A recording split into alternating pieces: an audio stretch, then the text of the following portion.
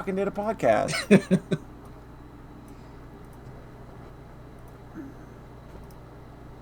There we go. We live now. I've got my tea. Mm-hmm. I made chili. I was like cooking. I was like cooking a bunch and oh god, I started hearing myself. But I made chili and I cut up onions, and I think during all that I was like kind of irritating things a bit, and I'm like, let's do that back down. Oh. Yeah. That'll make you farty. Lemony tea. That'll make you nice and farty, though. True. What? Not a response. Pardon? Of course, that's your reaction. Sorry, some of us are critical of how fiction like this coddles self-conceited dudes. Oh no! What is this shit? 3-0. Oh. He got to the best part and remembered bad takes from 4 years ago. Oh. Part of why I didn't. But apparently is still getting them, like, bringing it back up now. Mm-hmm. It's good. Y'all know Rem's good. Rem is so good. It's so good. I gotta watch that shit series after I'm finished with Symphogear, regardless of how that turns out, obviously. I give you permission to just skip to ReZero right now. Wow, that's a little damning, right? I'm thinking if you bounced off GX first couple episodes this hard, maybe give it a month. Maybe. Yeah, that might be a smart play. Because I play. think that show is a little exhausting. Might be that might be a smart play. The thing I've realized about Symphogear now, this is almost entirely based on Polly's reaction, is that, if I had gotten into this in like 2012, 2013, when it was just the 2 seasons, probably would have been way easier to get people to watch it. Yeah. Instead of being like, 5 seasons it's this 5-season monolith. But that said, like we've done shit like played catch up with Lost, and you did Breaking Bad, I think. I did Lost and Breaking Bad. Yeah. Trails is a pretty big one. But again, Trails is not marathon at all. No. Trails is... whenever OW comes out, like the fan translation, I'll play that. But after that, it's going to be super weird having 4 games in front of me. Mm-hmm. Yeah. Because, Cold Steel 4 will almost certainly be out by then. Yeah. And that's just going to be fucking so daunting, looking at that. That's a long stretch of road that you're going to have to go through.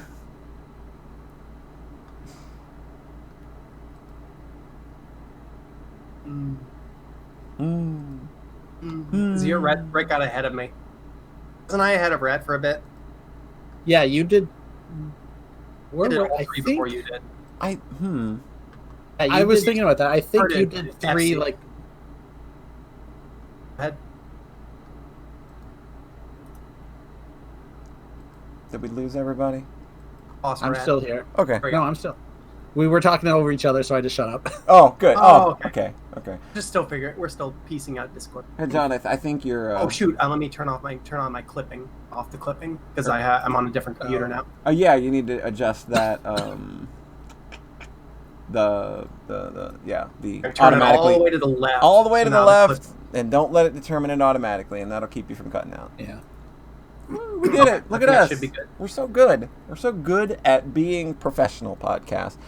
It's Fresno in the chat. Automatic gain control, echo cancellation, and noise reduction. You don't even have to worry about any of that. You're good. I won't worry about any of that. Don't worry about it. Don't worry about it. You worry about it when I tell you to good worry here. about it. You will worry about it only when I tell you to worry about it. Tell you to worry about it, you little bitch. You little bitch. Bitch. I think John played first chapter and second chapter and then took a pretty long break. Mm-hmm. And then I played first chapter and second chapter, and I was like, it's still theoretically possible I catch up. And then he played third, way before me. Oh, right. By at least a couple months. But I did all 3 last year. That was a lot. Yeah. After 5 did, everything back to back through Cold Steel 2. That's a lot. Even 0 and OW? Yep. Even 0 and OW. Everything. I really like 0. Mm-hmm. I was ready for it to be done. Yeah. It's a pretty long one. It's got that real good moment, though. I know.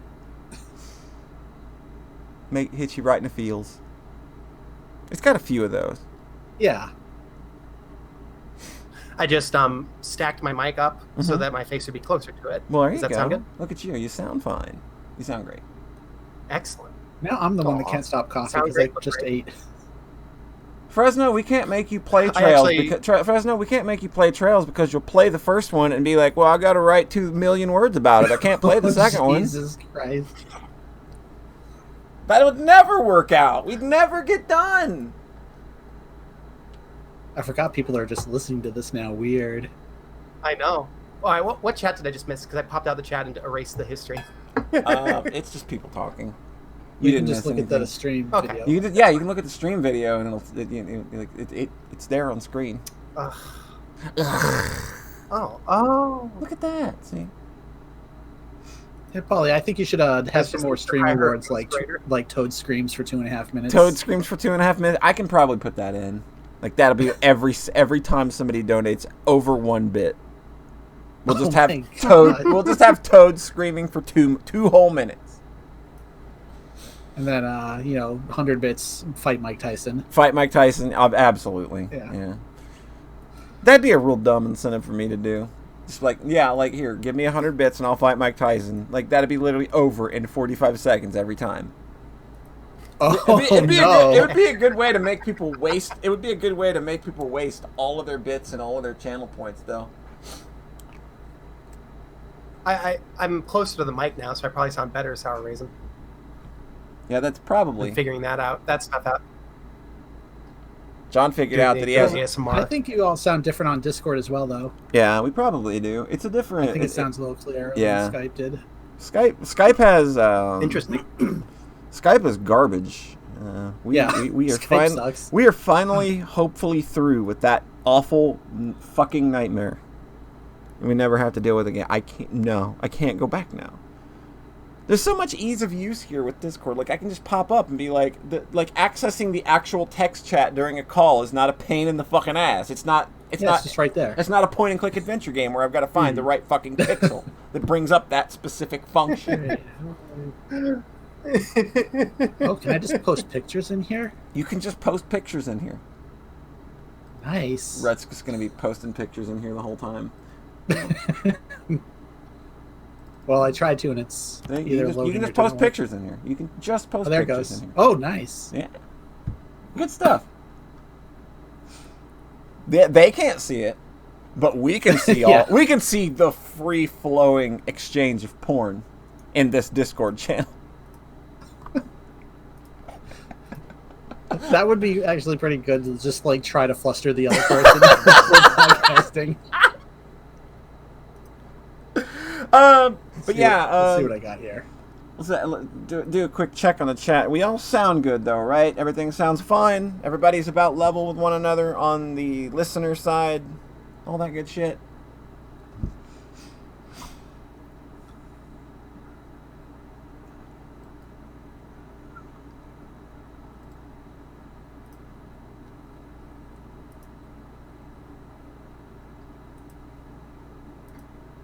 I just saw the cute art. Yeah, it's very cute. Did John? Chat says it sounds good. Sorry, it does. mhm. Okay. All right. Cool. Oh, there's my mic.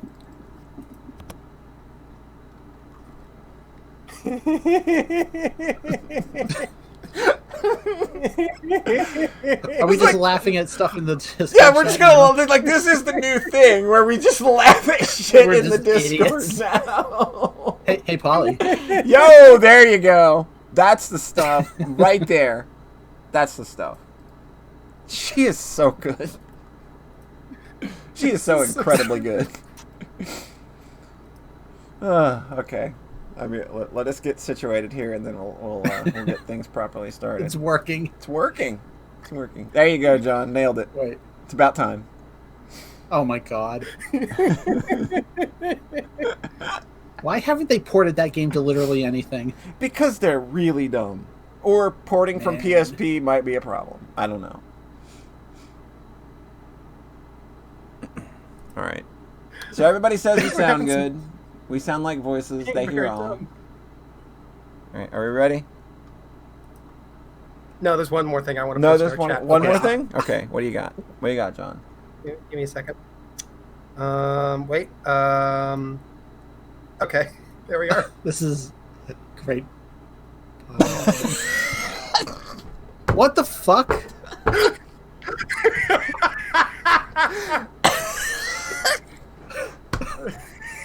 All right, we have to stop for our listeners' sake. We have to stop for We listeners' just got sake, a yeah. usable chat window. And this, yeah, I could not show that on Twitch. I could not show that on Twitch. All right, that'll be a fun shtick going forward, I'm sure. All right, are we good? Oh, of course. Is everybody ready? Very, very good for the listeners. All right. I'm ready. Yeah. Hey, everybody out there in internet land, it's been a bit. We haven't talked in quite a while, have we? Welcome. It's been like a month. Welcome to Sockscast. Finally, episode 120. Brought to you as always by Moon Pies. Moon Pies, wear your fucking mask, you ding-dongs. Doesn't need to be any more And guess clear than what? that. How do you eat a We can do it moon 'cause pie with the I'm mask back. on? Guys, we can do it because I'm back. Everybody, like, get all I'm the. not sick. John, you're not dead. I'm not dead. You're not. It's I was amazing. worried a bit. Yeah, like there was this Really point. nice. There was this point in time where it was like, wait, is he gonna die? God. And then it was like, And oh, now it's cool. like- And now it's like, cool, he's not gonna die. I might reverse that was like, sentiment yeah. sometime during this podcast, but like right now my it's God. right now it's very cool that you're not dead. I know. It would have made it really hard to do our Game of the Decade podcast. That would have been really awkward if we had just I soldiered feel like on. all of I feel like it would have been so funny if we Like had it- just done it without you. It's like, sorry, I mean, you understand, right? It would have been real bad. It would have, God, how big dickheads would we have been if we had just done the damn thing without you? Well, if he died, we would I have to.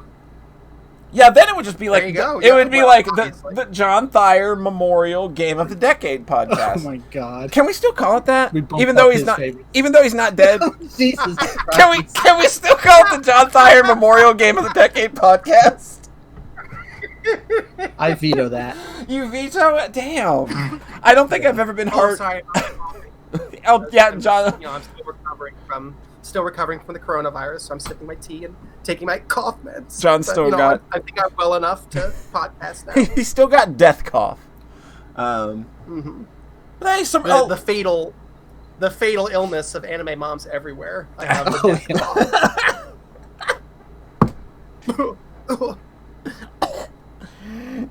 So some show notes up front. Game of the Decade. Provided that none of us are dead by this time next weekend, we will be doing the No finale guarantee. next Sunday, hopefully starting at around 5 p.m. Eastern. And of course, the archive and the site-based versions of the list will go up after we're finished. We remain very excited for this, and we hope that after a month, you still are as well.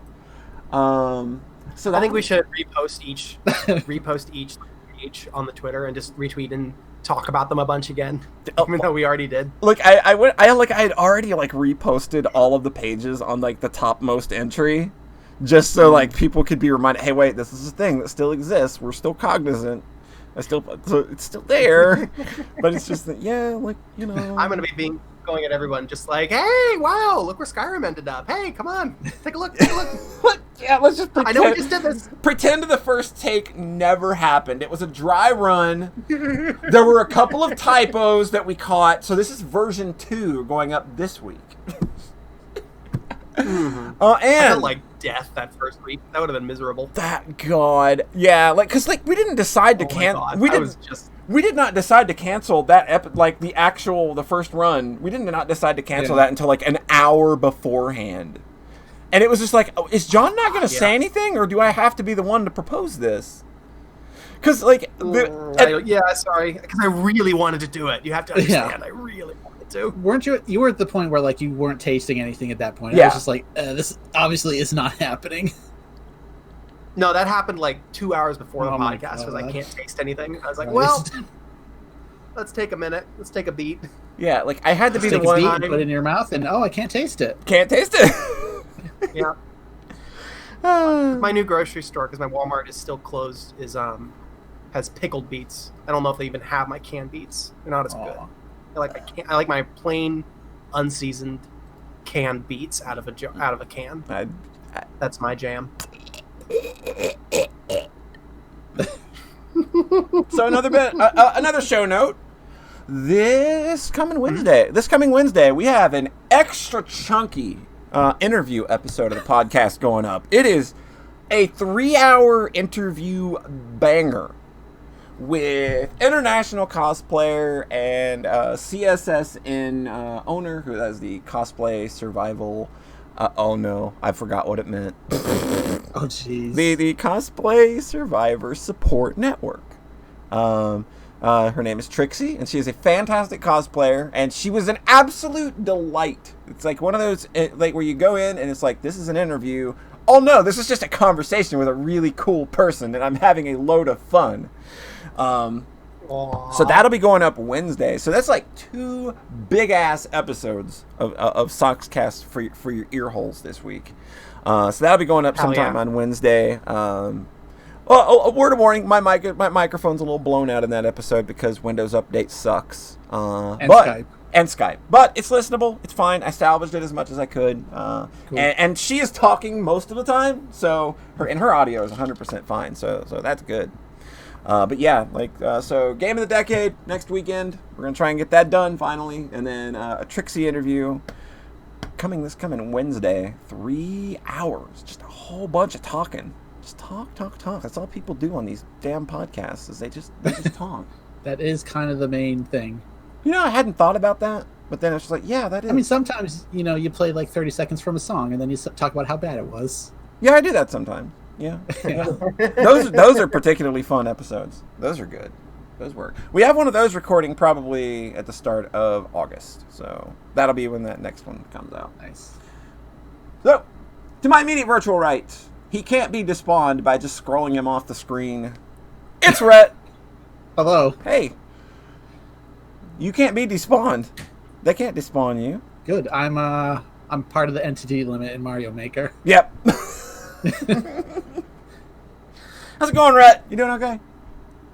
I'm doing good. It's very warm today. Yeah, one of those where it's just like got the fan and the AC going. Yeah. Because and fuck the environment because we're all dying anyway. So I saw a thing the other day 90% of America will be over 90 on Sunday, and I'm like, well, and I wasn't in the map, but I think I am now. Yep. That's been age-wise for a second. I was like, man, they really did. Those generations really got out of whack. I was like, wait a minute, that doesn't sound right. Because you said 90% of America was over 90, and I was like, that doesn't seem quite right. 90 degrees 90 dip. Yeah. Oh, okay. It's hot. To my immediate virtual left. Not here. It's like a nice, comfy 80 here. To my immediate virtual left. So you know, I'm good. To my immediate virtual left. Get up, come on, get down with the sickness. John, I hate you. Would you not interrupt me?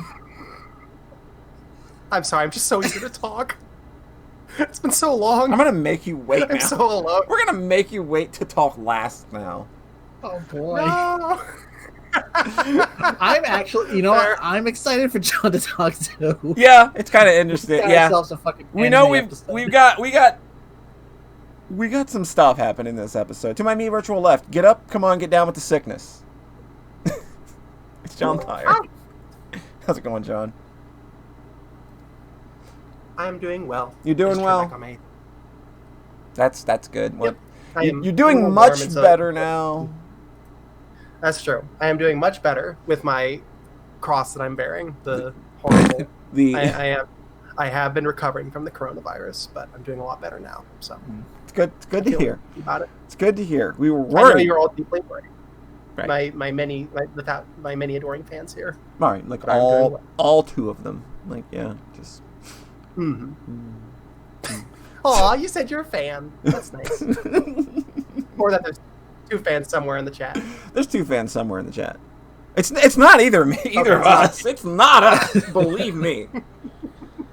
So trust me, you are here because we have just developed a really good tolerance. That happens when you deal with That makes somebody sense. for 5 years. And you John, have the absence helps the heart grow fonder. that's what they say.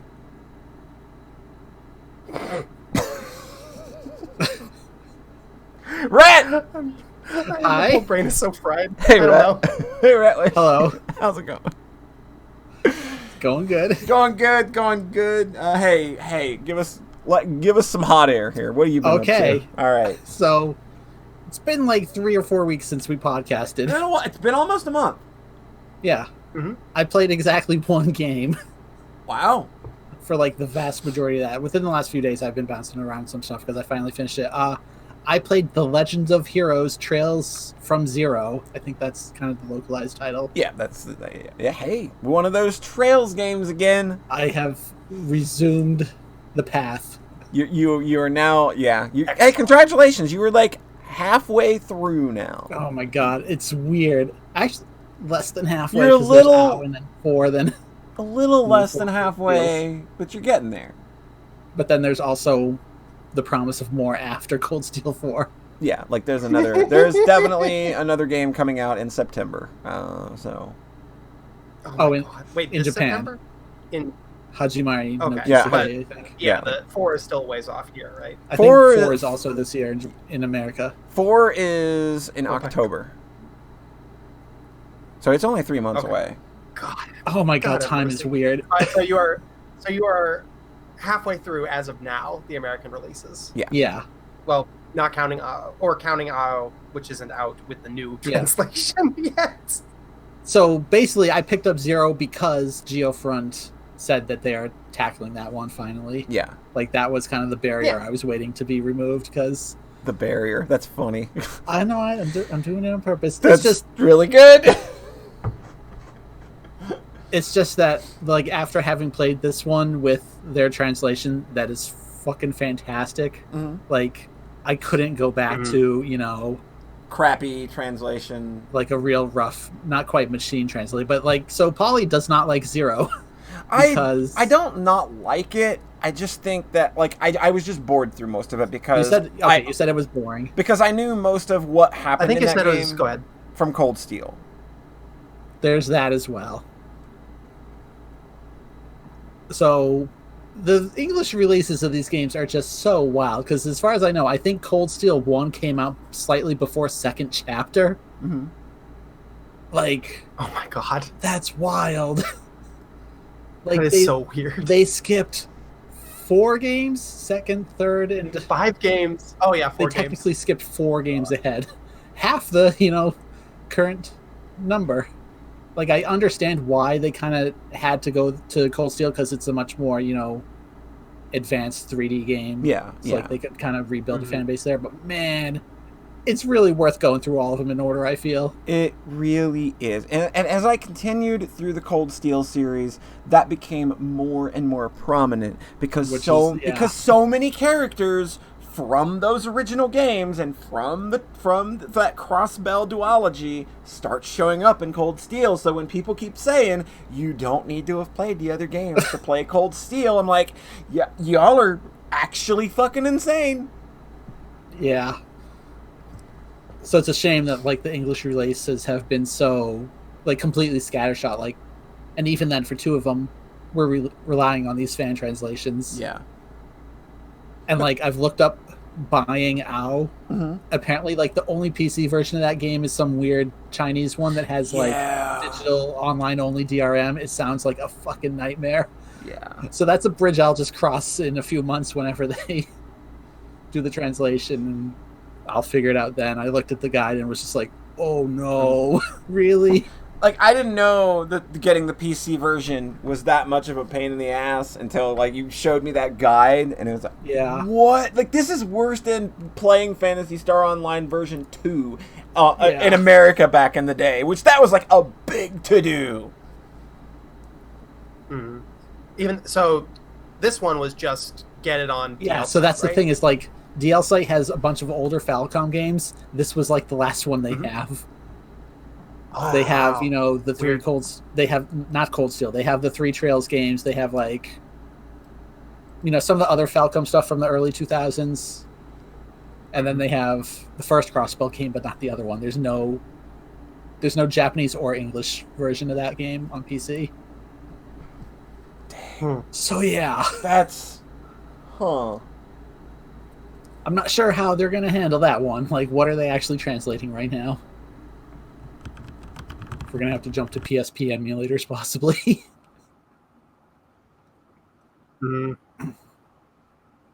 Yeah. I'm sure that they're going to apply the patch to the PSP version as well, because I think they have to know that getting the PC version is kind of a pain in the dick. I don't know. Well, again, I'm not gonna worry about it right now, but they'll find a way. Yeah, like they'll get over that barrier. The thing about the PC version of Zero is that this is actually much sharper looking than the Sky games were. Oh, like, it the is. Characters, The like the art is just so much more upscaled. Yeah, in a good way. And it's not using like a shitty filter to do it. No. Like that Grandia thing where everything just kind of looks like it's a smudge. Oh, it's so gross. I hate that filter so much. Yeah, I just remember certain parts in like Trails 3rd where they would clearly be using like double resolution character models, and like this is the whole game is like that, and it looks really good. Yeah, like because there were a lot of times in this game where I was like paging back to screenshots from the other games to catch references, and every time I went back to like first chapter, I'm like, oh, this is so rough looking in comparison. Wow, I didn't really remember. That's really cool because you look at it and it's like, oh, so it's the same exact style as the it is definitely Sky a step games. forward in that, and like that's really nice because I love that style. Yeah, so I think like what's cool about playing these in like the actual order is like I haven't had to make that huge kind of style jump to Cold Steel yet. Because, that game being fully 3D, it's a completely different thing, I imagine. It's a major change. Yeah.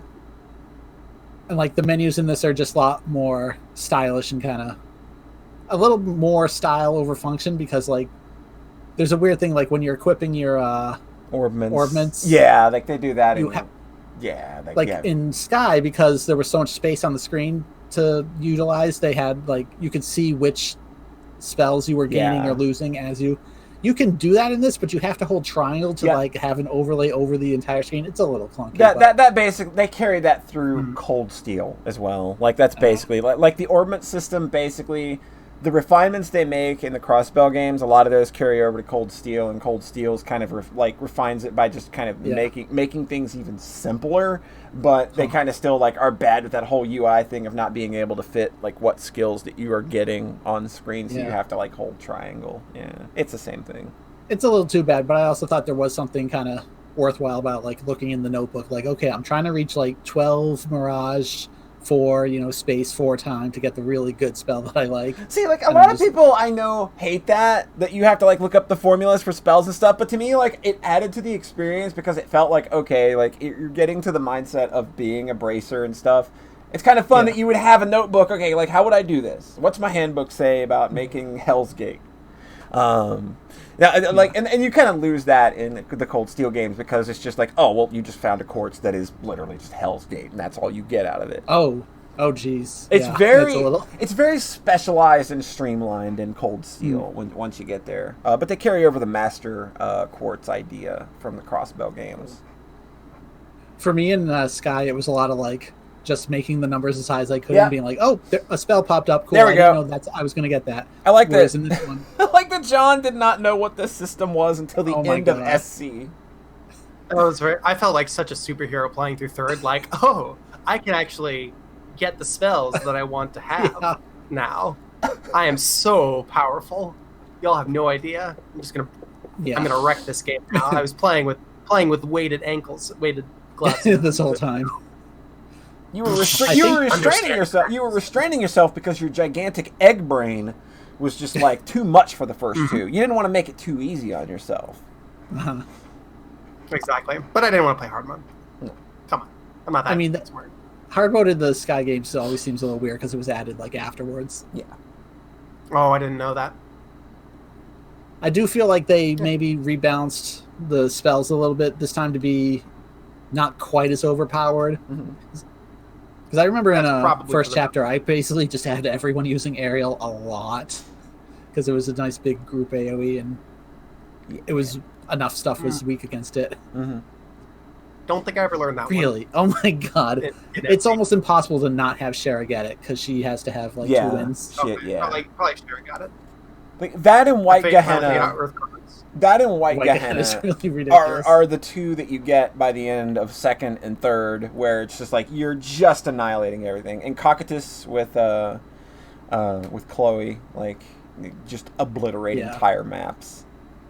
So I had Tio get like a really strong spell pretty early on in this, and then she got like an even stronger one where it was like the max level, and I was like maybe halfway through the game.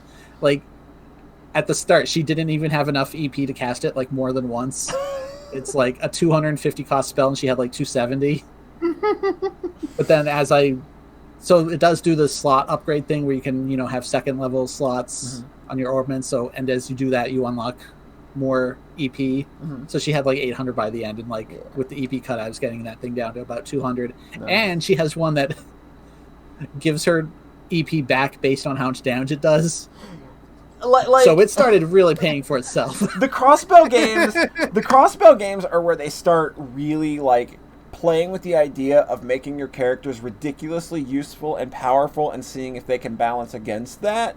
And that also carries through to the Cold Steel games, where like everybody has these ridiculously useful abilities just right out of the fucking gate. And then it's the game playing with you. It's like, okay, but I can still fuck you up. And that's really that happened to me with like the second to last boss in this. Oh god. The first time I just got completely wrecked. Yeah. And then the second time, because I had done a scan, I knew there's one thing he's not vulnerable. Like, it's very good about showing you like every stat invulnerability. He's not invulnerable to the turn delay stuff. Yeah. So Randy just has an attack that's like 20 CP. You whack him, and it delays his turn. So I just did that over and over and over, along with like a speed. He wasn't immune to speed buffs either, so I put like a 50% on him. Nice. And debuffs in this are interesting, where they wear off by you getting a turn. So that speed debuff will run out in 3 turns. Except he never got one again. Oh, wow, that's good. So the second to last boss in this game attacked once, and then I just completely locked him down the entire rest of the fight. I felt kind of bad. You can do that real easily in Cold Steel 1 and 2 if you play a certain way. You can lock down almost every boss to never get a turn if you play it really smart. Yeah. There were a lot of times in this where it's just like, okay, Randy, just do the thing to make him slow, and like, oh, this really strong enemy just isn't attacking anymore. We're just... So yeah, so this whole conversation is a scattershot. There's a lot of differences between this and the Sky games. I think this game does feel the most like first chapter because it is starting fresh. Yeah. With a whole new cast. But I think first chapter is just dramatically more focused on characters. Because you're meeting new characters in basically every chapter in that game, and like they're all really cool. Whereas in this game, you have your party at the very start. Yeah, and that's such a huge difference. Everybody's there, and they're growing over the course of this game, rather than you meeting them, wasting a chapter to learn about them, and then they become integrated. In SC, essentially. Yeah. Or like for the final dungeon, and then in SC. Yeah. Yeah. Like and that's fine. Like that's still a fine way to handle it. It's just like, I like that. No, I thought it was good. Yeah. Yeah. Like it's just very interesting just having your 4 party members and like, oh, this is just it, huh? This game is about these 4 characters like growing together as a team, and that's really neat. Good. It's really neat. I was kind of hurting for that a little bit in SC and third for just a little bit, because like I struggle sometimes with the big mega parties of all these different characters and trying to balance them all, and like the way my brain works, I can really fuck with an RPG that's just here's your party. yeah. Third was just like use whoever you want. Everybody's here. Use your favorites. They're all here. Use your favorites and use everybody also. But even then, like they level up so fast at that part, so it's like you don't get really screwed there. No. But in this, it's definitely an interesting take, just having the one party for the entire game, essentially. Because there are a couple side characters that you get for like a dungeon, so you can shake things up a little bit. And it always feels super awkward when you swap one of your main 4 out to bring them in. Because you've Just grown, like, oh. you've grown with this party over the course of the Yeah. game at that point. Because it's like, oh, I think Lloyd is maybe not the greatest melee attacker, especially compared to Randy, but he's also kind of the leader. Yeah. And now he's just in the background, like, having, like, the strength up shout every 10 turns. Because, like, when you have more than 4 characters, like, the 5th one will just kind of run in and be like, good job, guys, keep it up, and then disappear. So it's very funny.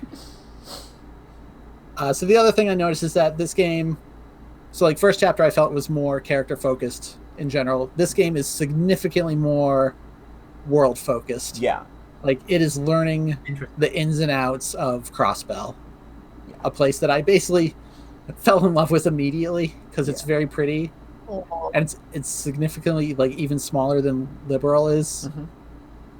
So you just really like this place kind of right out of the gate, but then things devolve into, you know, the seedy underbelly of the country, and, like, there's a lot of factions in this game. Oh, yeah. That is factions. Whew, boy. So it's all just a learning about, like, who is in whose pocket, who is really pulling the strings, you know, yada, yada, yada. At one point, I thought, like, this really reminds me of all things of Fallout New Vegas, because Fallout New Vegas is 4 factions, 1 town, and they're all vying for control. And that's really kind of a similar vibe to this game. And then as well, Crossbell has... So, like, the map is in this game is so small enough that you can go all the way to the east and be right next to Calvard. Yep. And then go all the way to the west and be right next to the Empire. Yep. So, like, there's this tension of you being this tiny nation. Yeah, like they're just a state. Monoliths. They're not even a nation. They're just a state.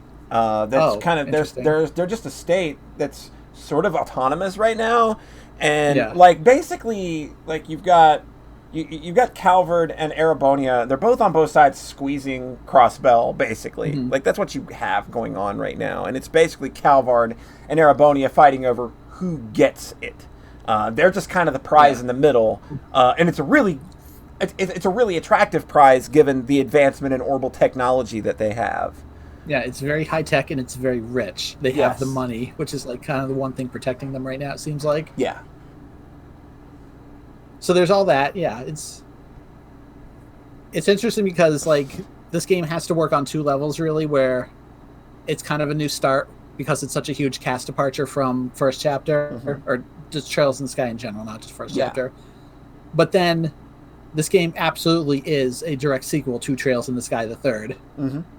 So there's, I feel, having played them in the correct order now, a lot to be gained by doing it that way. Yeah. And I know Polly was kind of bored for part of this game because she played Cold Steels. And again, I'm not even speaking, like, hiding spoilers from John. I don't know where those games go myself. I have no idea what Cold Steel is, basically.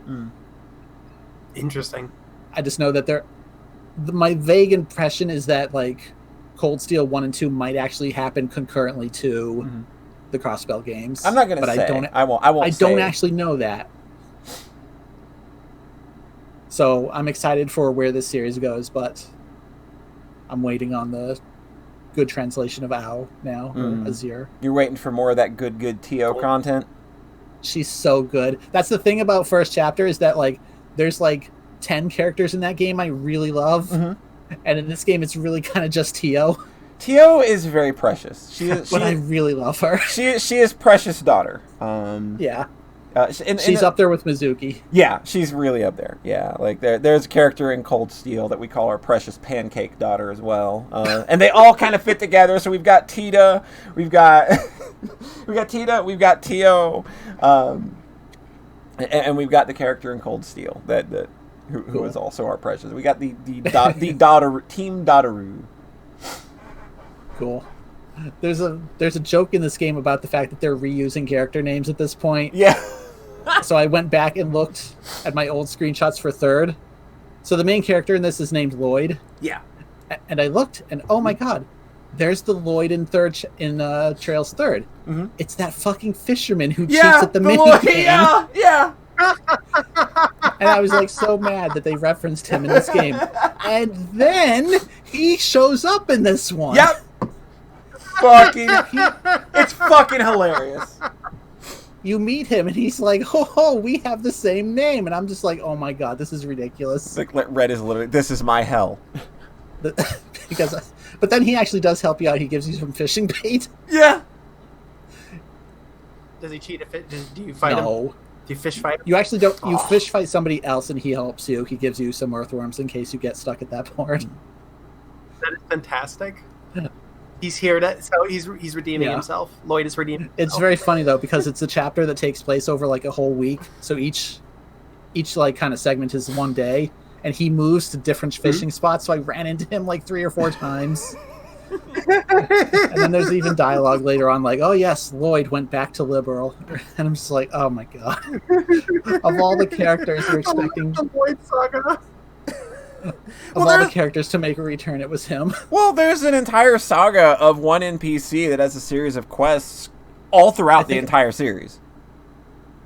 I got that. I don't remember them from the other games though, but I was like, they're saying that these characters from Liberal are, so they must have been in the other games. Yeah, they were in the first 3 games. You did quests and followed them throughout the entirety of Trails 1 through 3. I completely forgot them. I'm sorry. They're big games. He's like this lovesick traveler. We can pick that up. We can pick that up when we replay all of them, and after a healthy stretch of time. Oh jeez, replay? Don't think so. It'll happen someday. I mean, I will. Like I know 10. I will at 10. some point. They're too long. Yeah, Anton. So, following Anton all the way Yeah. through Liberl and Crossbell, and I'm pretty sure he shows up in Erebonia. I mean, I did look at the wiki just so to catch the references. Like, okay, there's a Cold Steel quest in here as well. Yeah. He just didn't make an impression enough on me in the first games, but he did in this one to where I was like, okay, there's something here. But this is a joke character that keeps showing up. Yeah. So I really like that game, and then it ends very differently from first chapter. Yeah, like it's almost self-contained, which I did not expect. Oh, that's cool. I expected these games. That's gonna be nice. I felt like Trails 3rd had more of a cliffhanger tease than this does, which was wild. Cool. So it's like, but there's more, and everyone's like, oh yeah, this is like actually possibly the best game in the franchise is the next one. So I'm excited, but like they've also given me no hook to be excited for, which is super weird. Like it just ends cleanly, and I'm like, huh. Like it's. For me, that's kind of nice when I have to wait for it to come out. Unlike poor Iffy, who got baited by first chapter. Yeah. And then had to wait like 5 years. 5 like that's still to this day astounds me that you get to the end of that first game and 5 years of not knowing if that second game is ever even going to come out. That's just so. And then they just released Cold Steel 1 instead. Yeah.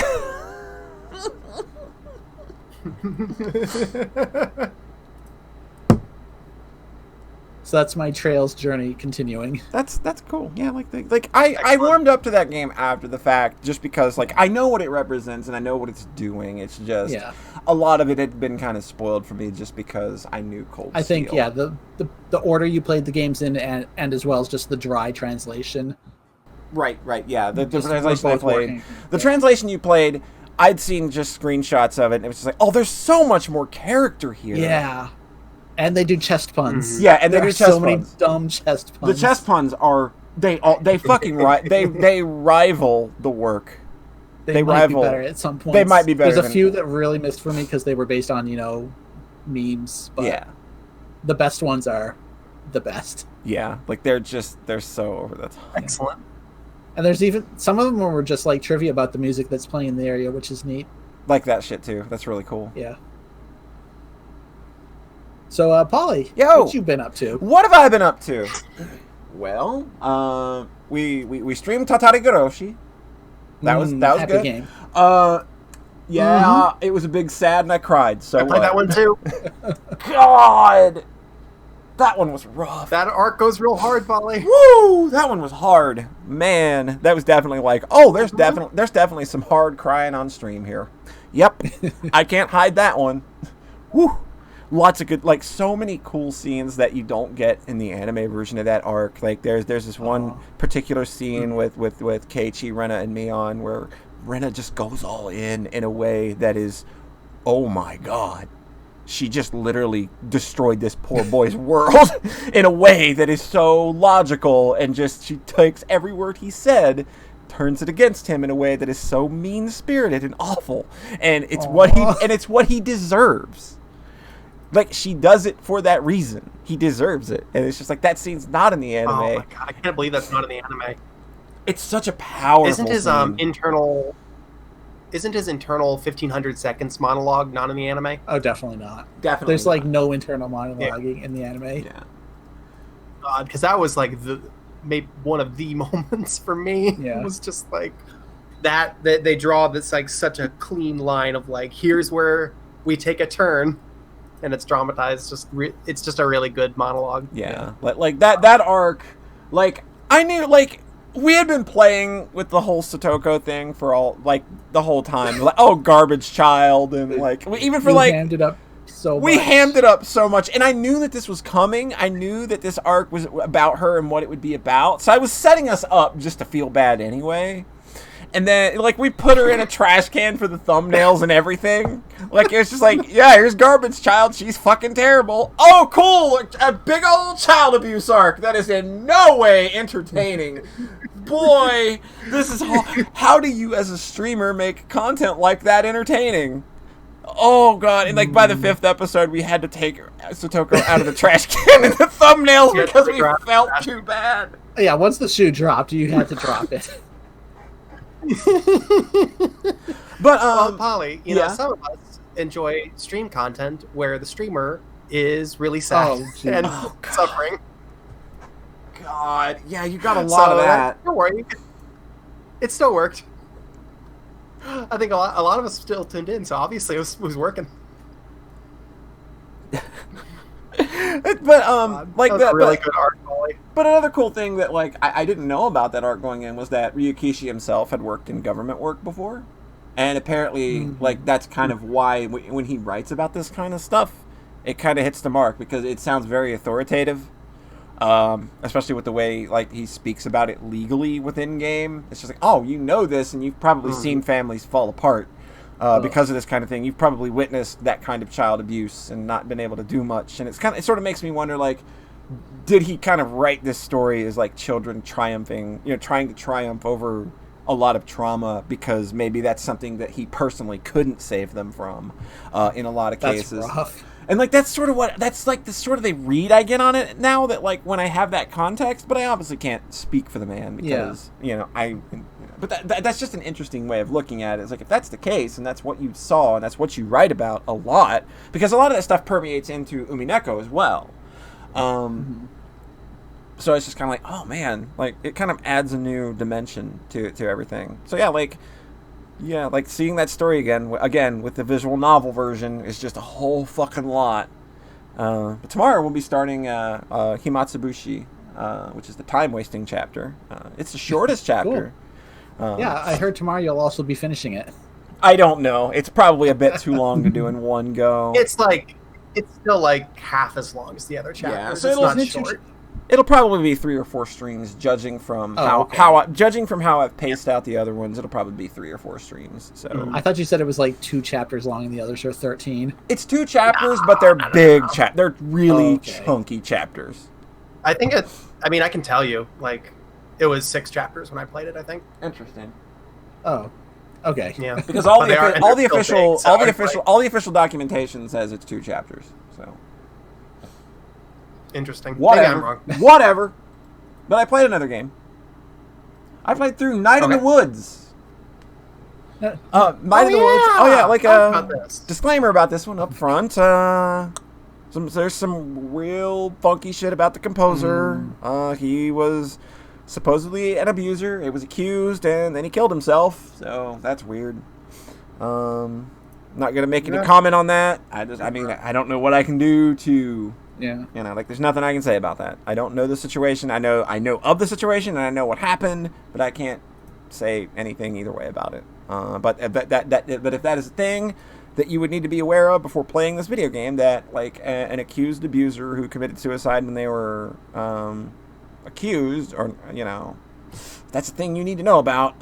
There you go. But A Night in the Woods. The rest of the team did cut ties with him. They cut ties with after him, the fact, like and they've been very forward from day one, even before all of this happened. That like he was a programmer and he composed, but this is like the artists who did a lot of the end game art. Like it's their story, it's their characters. Like that's not, you know. Like, so it's just like he was not involved in that aspect of the game all that much, like the actual writing and all of that. So yeah, weird stuff up front. Just like it's always weird, like especially with such a weird situation that this one turned out to be. But I figured mentioning it up front would probably be a wiser idea than excluding it or trying to gloss over it.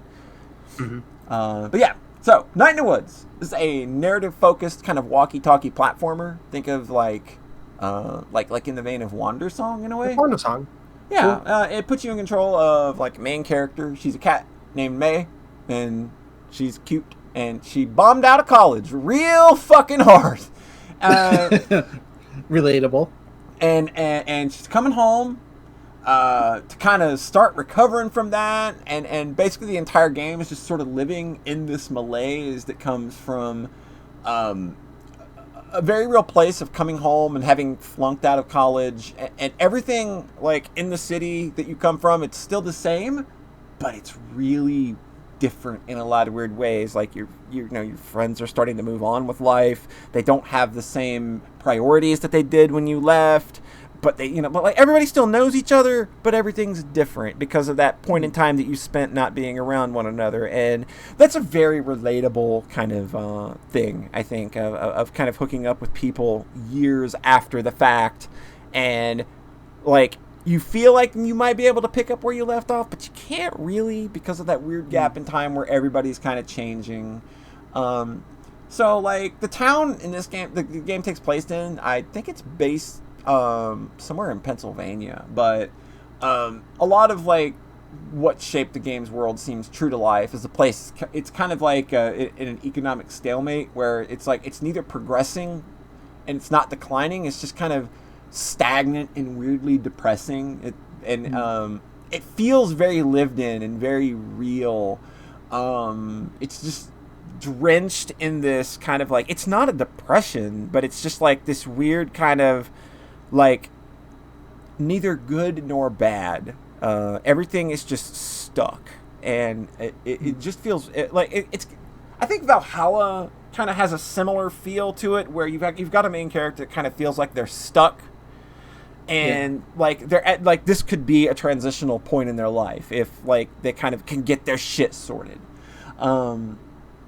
So this game is kind of almost entirely around like the walkie-talkie stuff, where like it's cut up into days. So you get up every day and you basically just go around town and walk around and talk to everybody until something happens, or until you're prompted to like hang out with somebody and do an activity that night. And sometimes those are like small mini games or little diversions along the way. Like there's a music mini game where you play bass guitar. It's kind of like Rock Band and stuff like that, where you just press the buttons on the notes for the strings of the guitar.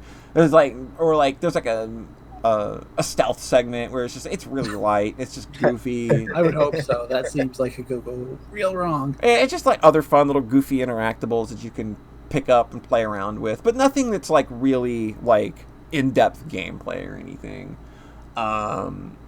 Like the interactions between characters are clearly the highlight of what this game's going for, and they do a lot to make every NPC you interact with be really distinct personality-wise, and like everybody's really good at bouncing off of May's sort of like being this deadpan, very literal person that she is.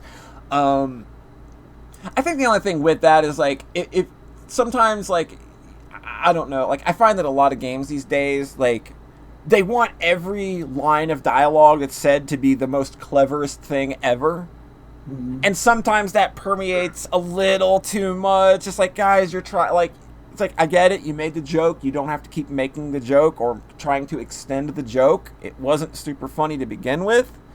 And sometimes this game is really, really guilty of that with its writing, of like wanting every single line to be the most clever thing you've ever read. So if that gets on your nerves, a lot of this game's dialogue might get on your nerves. But the real highlight is like the friend characters you hang out with. They had a lot of work put into them. They have so much going on in their own lives, and like they can't necessarily 100% be there to help May deal with her shit because they've got their own shit going on. And May doesn't make it easy to be on her side either because she's kind of a shitty person. So like you get these little moments where like people are kind of being real shitty to one another, but it's like really coming from an honest place. It's like people just trying to figure their shit out and not being cognizant that the person that they're unloading their shit onto is going through their own shit too, and maybe you're being insensitive. And it's good at kind of making, like, I think it's trying to impress upon the player that at that point is that, like, you know, just because somebody can't be there for you right now doesn't mean that, like, they don't want to be. It's just maybe they don't have that emotional capacity right now. And I think that that's like a really cool thing to kind of have, like, to see have happened, like, in this kind of interaction in these kinds of games where generally everybody's just super always nice to you, and things like that, where there's not a lot of conflict. But this game has a lot of little personal conflicts that come up that feel very natural, and I like that. I really like that. Yeah, I like the main character being kind of shitty. Yeah, she's like, it's hard to empathize with her sometimes. Like, it's obviously like she's going through her own shit, but she's kind of an asshole about it. And the way that she approaches other people's problems is very flippant and very just like, oh, well, just stop being sad. Kind of like, she doesn't say that. Geez. She doesn't say that, but like the ways that she tries to come up with to help people are often like, that's the worst thing you could have said at this very moment, you dumb child. Oof. But it's honest. Like, I think that makes that character honest. Yeah, though. I like that. So It feels deliberate. And character has a really good dynamic with her mom as well. Like, every day you wake up and you go over to the kitchen, you hop up on the counter and have a seat, talk to your mom, and like the mom conversations are some of the best in the game. And you go and talk to her. She works at the church, and they have really good, like, you get little conversations with her there as well. And their dynamic is really, really good. It's there's a lot of tension in it. There's a lot of like, okay, you bombed out of college, and this is very much an issue because we put a lot of money into you being, you know, successful, and you're not telling us why you bombed out of college, or like, you know, you not sharing. It's creating tension. But there's also a lot of warmth and a lot of love on both sides. And just both sides are trying to make this connection, but it's kind of like you inch forward and then back a bit, inch forward, back a bit, because they're unsure if like being that close again is comfortable or uncomfortable. And it's a very, very cool dynamic that they play on with those two characters throughout the entire game. And the dad is part of that as well. But I think the mom encounters have a bit more substance. I think that, like, the only thing I would really criticize this game for is that it tries to set up this narrative hook really early on where, like, it's trying to bring a horror element where, like, on, like, the second day you're in town, May, like, she finds a severed arm, and then the game she just finds a severed arm of somebody that's probably been killed or something, just laying in the street, and like there's this big to-do about it that evening, and then like the game just kind of seems to forget it for the rest of the game until like the very end. And then like the payoff felt really like dumb, ham-fisted, and really over the top in a way that pretty much overshadows what they're trying to accomplish, because the emotional arc of this game is like May getting out of her own fucking head to kind of like start the process anew. Like, very much like Valhalla, very much like Celeste, you have a character that, like, by the end of this journey, they're not going to have solved their problems, but hopefully they'll have accumulated some tools to begin on that road to recovery.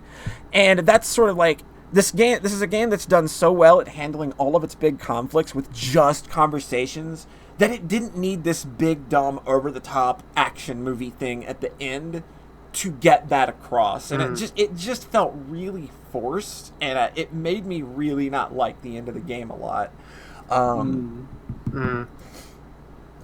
But you kind of have to go into this game knowing what you're getting into. You have to be ready for a lot of like uncomfortable conversations and conflicts with friends, and maybe reconnecting with very awkward feelings if you kind of lived through those kinds of things. But family dynamics. That's definitely tricky thing for a lot of folks. Definitely. But on the whole, it's definitely an experience worth having. At the end of the day, like, despite the fact that I think the ending kind of blows it, and I think that they could have gone a more emotional route rather than, like, I don't know, it just feels weird, like, horror action movie kind of route that they go at the end of it, which didn't make a lot of sense to me. I think they could have handled that in a more emotional way with characters kind of just talking it out, and, like, because they do like I said, they do such a good job of talking shit out throughout this whole game. Like, characters learning where they fucked up, or like if they were insensitive, and I think that May's shit could have easily been solved with all of her friends being there, just kind of helping her through it instead of needing it to be, I guess, in this weird allegory happening through this horror action scene or something. It's very weird. It's a pretty good game though. I liked it. Cool. Yeah. Cool. That's nice. Yeah, like it's because go ahead. No, I was waiting. Go ahead. It's cool when you finally kind of hear from somebody close to you what these games that you've seen on Twitter for 3 years are like. Yeah, like when Red played Firewatch or whatnot. Like, this is one where, like, I've seen it for the last 3 years. I had no idea what it was. And then when all the abuse stuff came out and all of that happened, I was like, well, I don't know if I even want to play that now, just with the weird stuff behind it. But I did my looking, I did my research and like what all of that was, and then like I got it in that the bundle that Itch did. Oh yeah. That was one of the. Yeah, that was. I have it too. Yeah, like I just realized I have it. Yeah, it was in that bundle, so it was just like, it was one of the big standout titles early on that they used to kind of promote it. Yeah. And congrats on that, like $7 million for the cause. Like, Jesus Christ. Okay, like, just for the record, it was the bundle for racial justice and equality. Yes. Yeah, like that was, it was an incredible deal, and for that to be a part of it, just like, wow. It's like, yeah. It's a really good game, though. It left me with some feels. Despite the fact that it dropped the ball in the ending, it still lands what it's trying to say, I think. Okay. Yeah. Cool. So it's definitely worth, like, if you I like that tradition.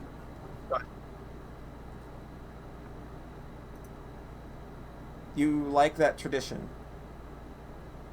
If you like that, I like that tradition of the kind of intimate character piece games that are coming out a lot now. I think that's a really cool thing to have a lot more of those. Yeah, it's good. If you like that kind of thing, if you liked Wander Song but want to play like a more depressing version of it. Oh God. I mean, that's like it's like I mean, I guess that's like a decent way of describing it. It's just like, well, Wander Song is constantly exuding this air of just positivity and just radiance. This is not an exact polar opposite of that. It's not wallowing in misery. It's just kind of like, it's wallowing in this malaise of just like, oh man, it's certainly a day-to-day life, huh? Yeah, this feels much more realistic, whereas Wander Song is obviously extremely anime power of friendship by the end. Maybe a little more of that, the vibe where you have that talk on the dance floor in Wander Song. Yeah.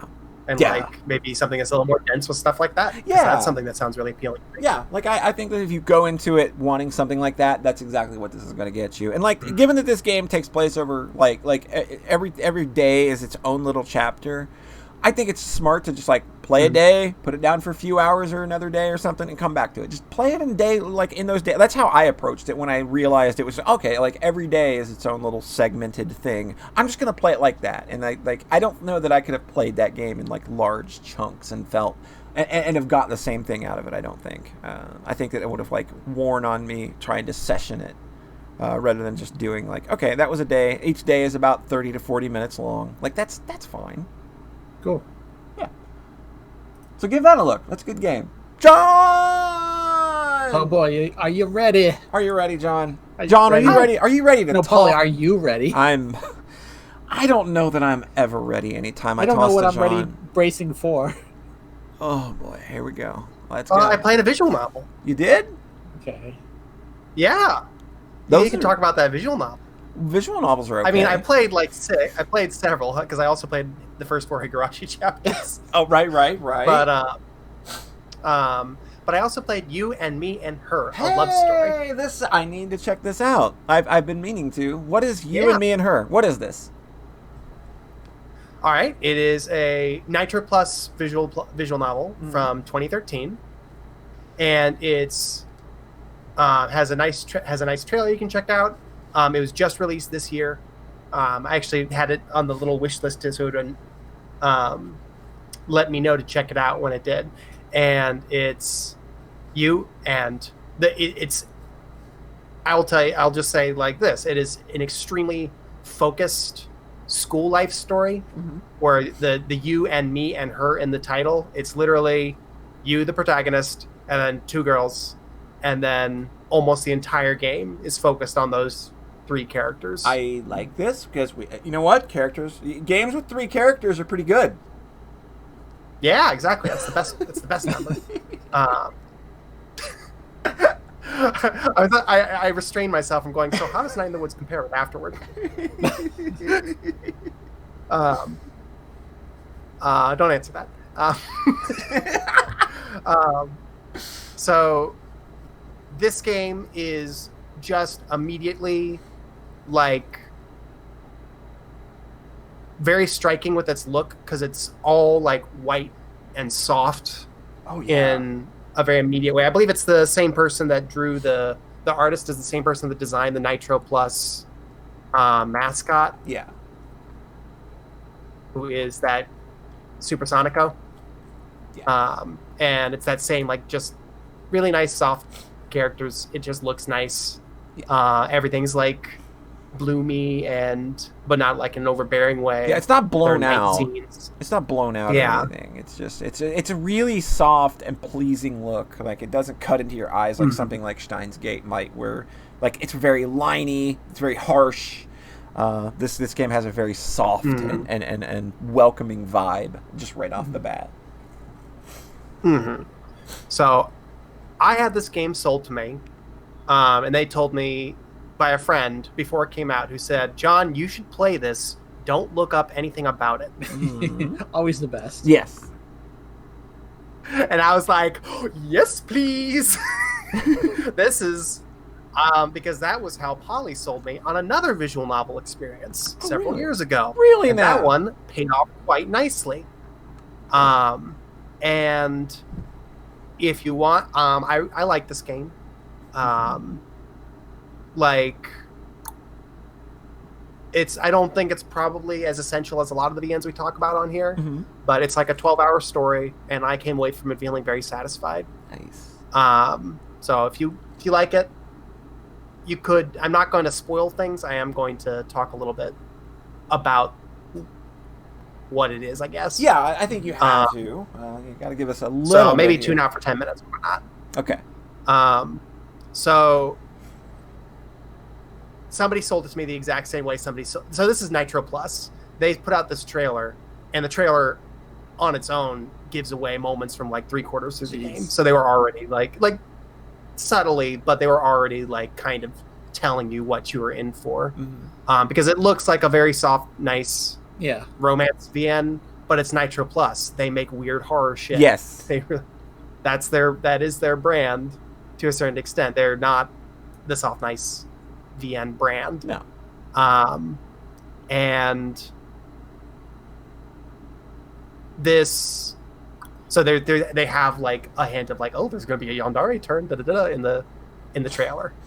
And then when you start the game, pretty much right away, it starts dropping like little bits of meta shit on you. Oh. Like you pick up a phone and then play out a scene in a visual novel on the phone, and then it's the same thing that happens to you immediately afterwards.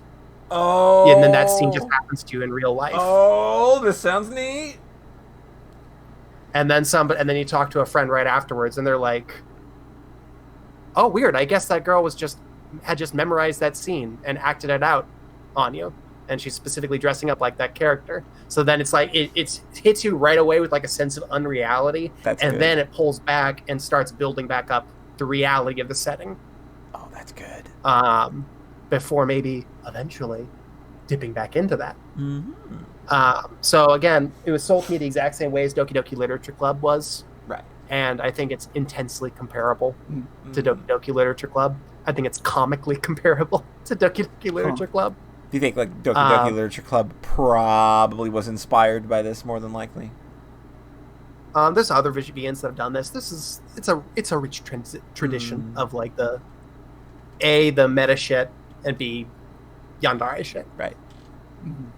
The difference though is that Doki Doki has 5 central characters. There's 4 girls, and the Milktoast main boy. And it's like 4 hours long.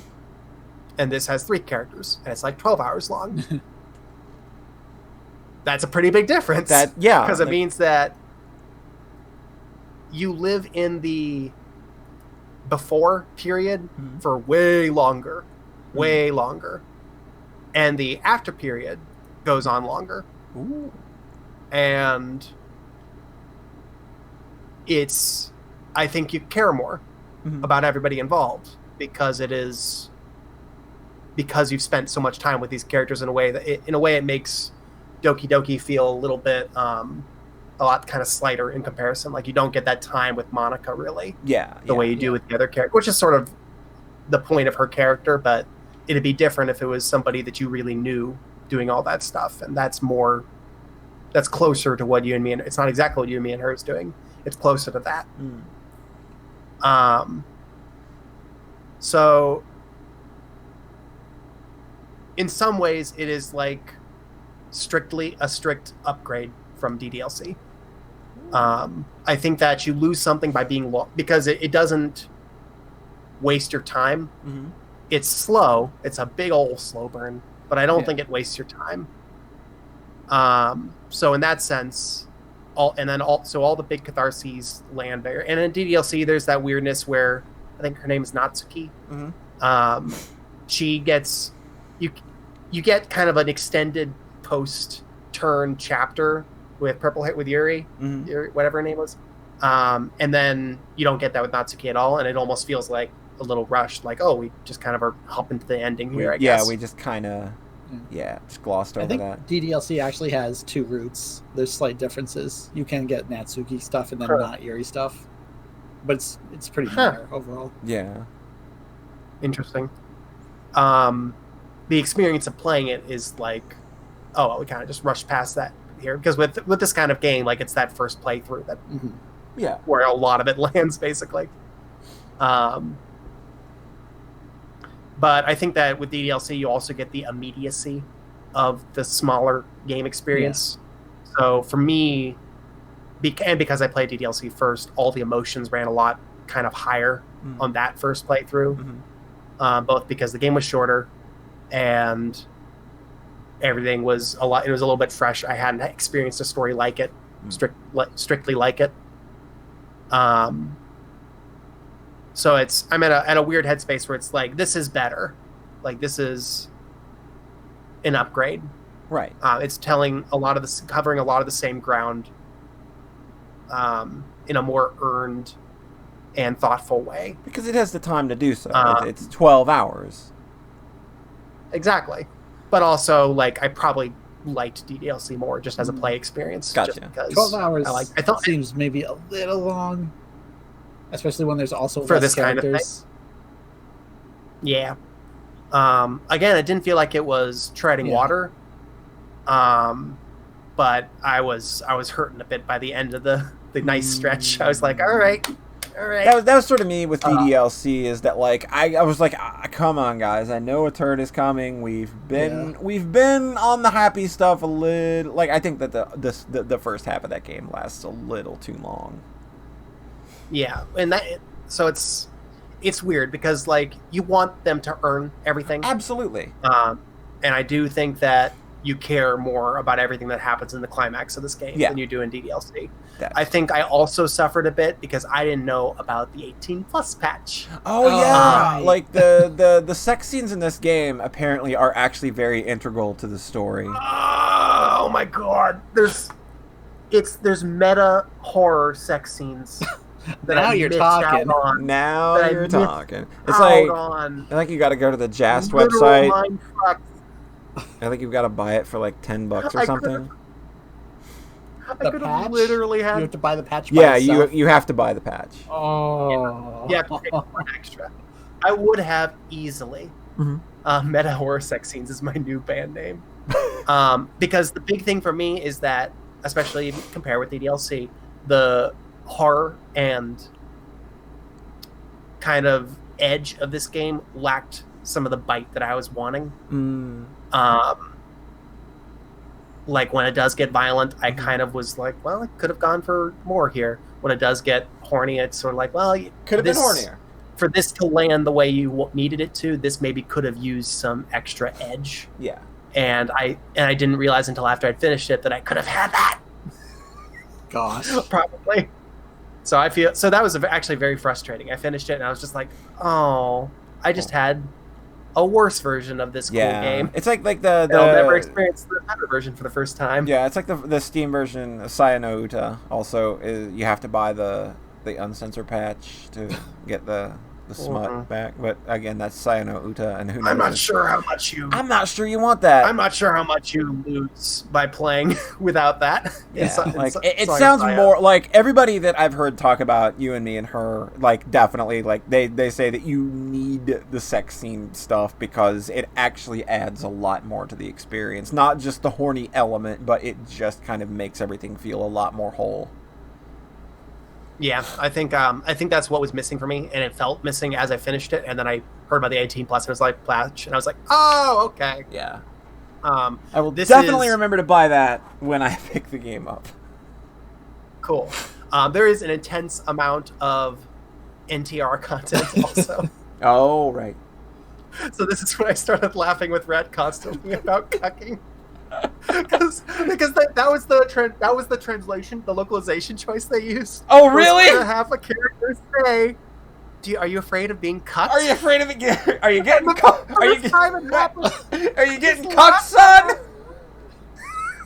And then, like, there are serious emotional scenes where they use the word "cucked." There's like meta horror scenes that include the word "cucked."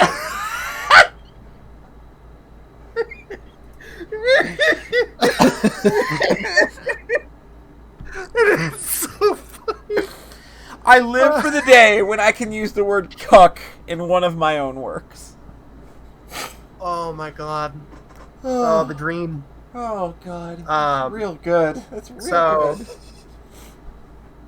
So that's another thing that's not in TDLC that you get to look forward to. Right. So yeah, know what you're it's gonna for me, like, the game didn't.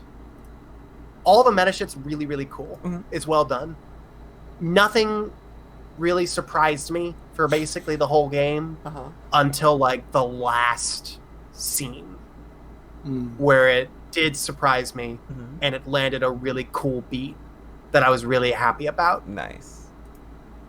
And there was one other formal idea in an earlier bit of the climax that also surprised me in a way that was very cool. So I think that if they didn't have those two bits where it was like, oh, I see what you're doing here, this is awesome, then I would be pretty milquetoast on it, because I'd be like, yeah, this is just it's what I expected. But there were a couple moments that are like, in it there's the subtle stuff, and then there's the going harder than you expect bit. Yeah. And this game's really good at all the subtle stuff. And then, but the shape of it was very familiar until the very end. And it knocks that out of the park. Interesting. So I wouldn't call You and Me and Her like something like super essential that you need to go out right now. Yeah. But I found it a really rewarding journey. And I think if you're interested in this kind of game, it will give you a lot to stew on. And it'll spark a strong reaction and definitely get the 18+ patch. You need that good cucking action. You need that cucking stuff to have as much edge as possible. What's even the fucking point? There's like one scene where they reference like where there's an actual sex act, and they reference it, and I'm like, whoa, and then it never happens again. And I was like, oh, weird, huh? Because I was like, whoa, I thought you were going harder than that. It's not even like I want it to be horny, because I can get smut anywhere. It's right. that is what this story calls for. Yeah, like if the story's going to go that direction, it needs to actually do it, and not having that 18 patch, I can see taking away from that. Yeah, like basically like Heaven's Feel. You really need the exactly like Heaven's Feel. Yeah, the bar which all visual novels are judged against. The bar by which I've explicitly said all stories are based on. Oh my god. All stories being imperfect permutations of Heaven's Feel. Oh my god. I do remember that. Yeah.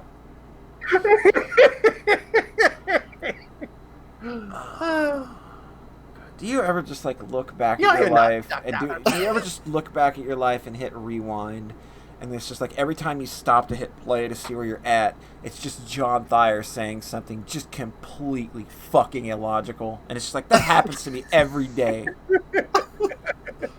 Jesus. I told some friends the other day that I was like, I was being bothered by 2 online people on Twitter, and I was like, boy, I'm glad I don't care about this shit anymore.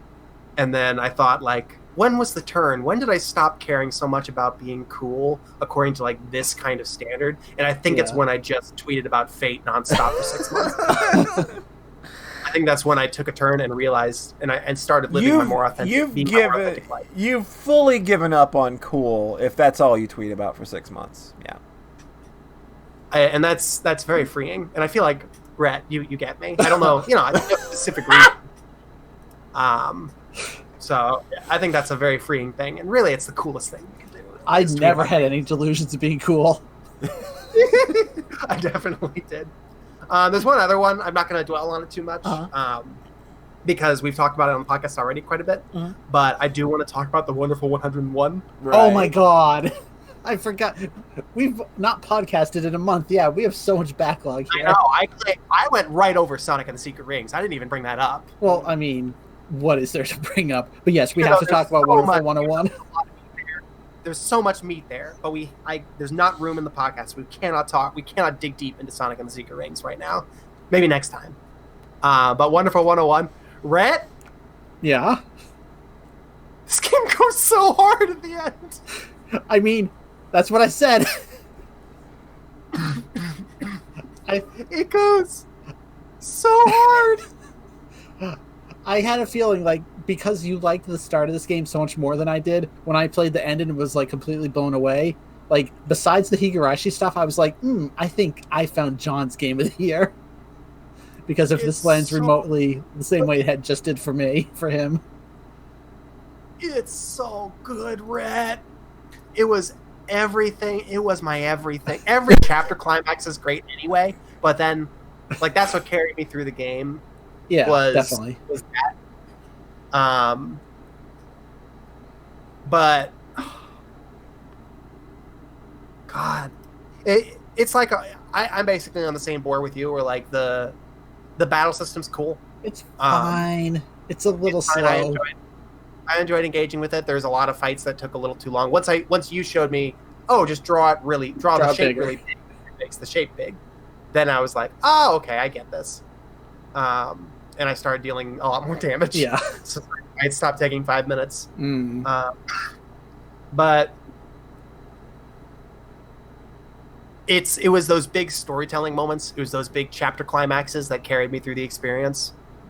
Because, like, just play-wise, half-hour, 20-minute chapters wasn't what I would want out of a game like this just as a play experience. I would want the 5 to 10 minute Devil May Cry chapters where I can replay them, beat them without any continues and items, and then on my first playthrough and feel good about it.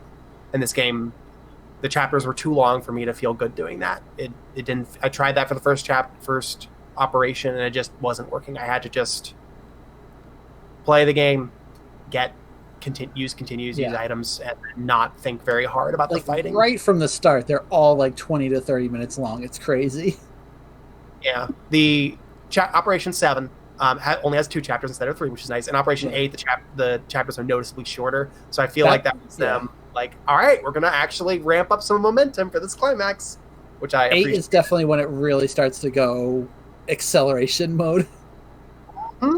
Like 7 has the stuff with the rival, but then 8 is like, okay, we're putting our cards out. We are getting going. Yep. So this isn't what I would necessarily want most out of this kind of game as a play experience. I'm going to S-rank Devil May Cry way before I S-rank Wonderful 101. Yeah.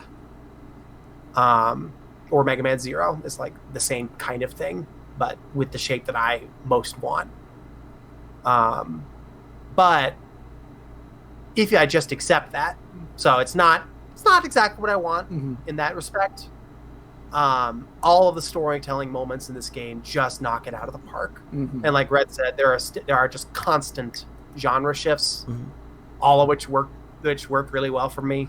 It's a little bit of a shame when it's like I prefer basically everything to the main combat. It's at its most fun when it's just a shmup or something, or it's Viewpoint or it's Star Fox. It's Viewpoint, Star Fox, it's Space Harrier. Yeah. It's Gradius and Viewpoint. It's Punch Out. It's Mike. God, what else? It's everything. It is my everything.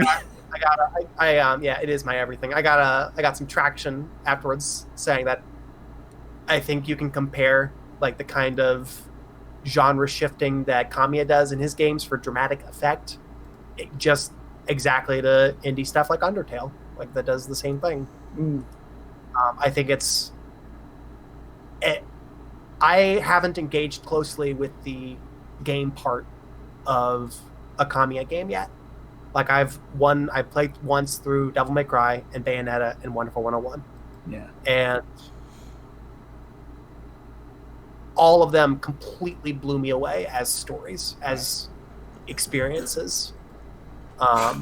They were all like in escalation. Like Devil May Cry 1 is so strong. It's got the big Space Harrier section and then a really cool... It does? I see. I had no idea about that. It has a really cool... It is a rival fight. You go to hell, Space Harrier section, awesome final boss, escape sequence where the final boss shows up again and you have to fight him again during the while the timer. 2001. He has a style for sure, because all of that sounds extremely similar to Bayonetta. Bayonetta 1, you can have the final... All right, that's the final boss, and then you go into space to fight God. Yeah. And it blew me away. And again, these games are full of great moments besides that. The way they introduce and then pay off bosses. Like, it's almost never the boring, well, we just got to have a boss here. Like, they almost always have a personality. They're often introduced in the preceding stage. And then you have a big fight, and then often you'll have more stage, and then you'll have another big fight, and and then that fight will explode into something bigger, even more. And that's also present in those other games I mentioned. The arc of storytelling in these games is just so strong, and I think that's true on a stage by stage basis. I think that's true on like an arc by arc basis, and I definitely think it's true for the games as a whole, because all of them just knock it out of the park for the climax, none more so than Wonderful 101. Yes. Holy shit. Holy shit. It's so fucking much. Oh, Holly's just letting us just gush here. Yeah. And it still has, it does have, I think, like you said, the final operation is a lot of the varied sections. I think it still has like the final boss that is the final exam of the main fighting. Like I mean, there are actually several final bosses in that Operation 9-3 feel like that. that I'll Yeah. use, And they're drawing the lines. And then you can draw the lines even bigger because 100% isn't the max anymore. So basically, all video games are imperfect permutations of Sonic Adventure 2. No, is of what I'm Wonderful saying. 101. No, Wonderful 101. Wonderful 101 shows all the way. It shows that Sonic Adventure 2 is that benchmark to admire. No, it's. I just really enjoy this rep. It's everything I wanted. I can't believe how hard it goes at the end. The stages are really long, but it didn't get, the actual game didn't get boring for me. Like, all it was just that I wanted to engage with it on that no continues, no items first playthrough. That's how I wanted to do it. That's how I did DMC. That's how I did DMC 3. It was really fun. And I couldn't, with the way Wonderful 101 was paced, it was too much for me, and I just had to let it wash over me as spectacle. I still feel like I was pretty good at the fighting. I still feel like I engaged pretty closely at it. But that disappointment aside, this blew me away, and I had a really good time. Cool. Also, some weirdness with gender and race. It's not actually. Oh my god! Really, it's not really great about that. Oh no! I think there's the one character, Wonder Black. I'm just like, who is introduced in the Africa section, and is the one black Wonderful 101, and he does do hip hop dancing during the intro section, and that's a little rough. That's pretty rough. Like original least, Power Rangers level racial politics. Yeah. Yeah, that just brought me back and realized, like, oh, that's what. Oh no, this was all bad, and you're doing it 20 years later. And then Wonder Pink is pretty bad. She's just aggravating. Her whole shtick of like, her shtick is pretty annoying. Yeah. Like in a not fun way. Like sometimes the horny character can be fun, but hers is aggravating. Yeah. Like Wonder Black, his best characteristic is that they don't really actually try to make him a character. Like the last couple of characters you get just don't really participate in the story. He is funny. Once you get past that intro, I like his shtick is that he not paying attention. He's playing video games. Yeah, he has a Game Boy, which is not racially coded. It's fun, right. But that intro is really really rough. I was like, "What's his color gonna be?" Oh no! Oh no! You really went there. Yeah, and Wonder Pink's kind of bad, and she's like, God, is she the only girl in the main ones? Yeah, I mean, there's the space cop. There's the other girl. She's very cool. So that's a little rough. So take that, know that.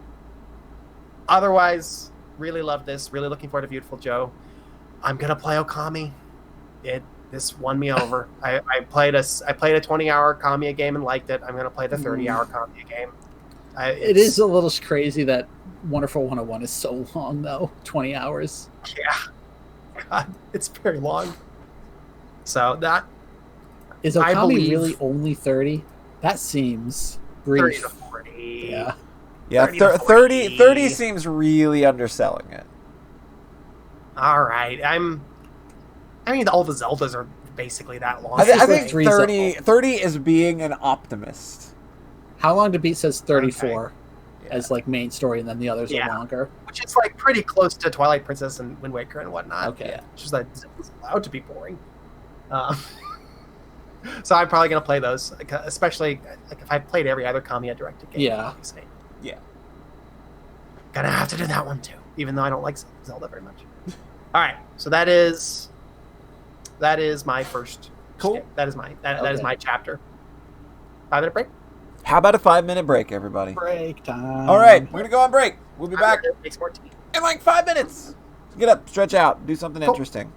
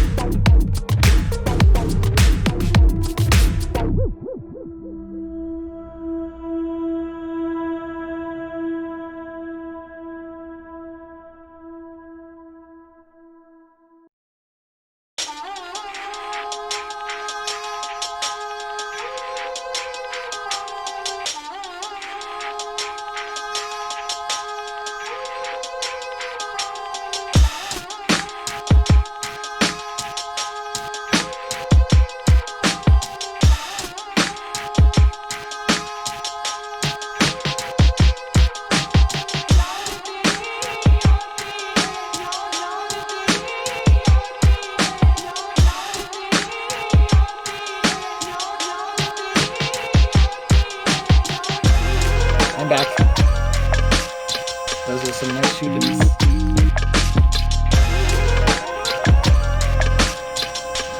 Oh, and John's posting sound. Huh? The chat in Discord. What, did John fuck it up again? You posted a very good picture. I that posted a sent you, good picture, and then John... that I sent you like 3 days ago, and then John fucked it up. Oh, why did fuck it up, John? Why did you post a literal pile of shit That fucking in the chat? that fucking Sonic thing was the last thing, and I didn't feel like.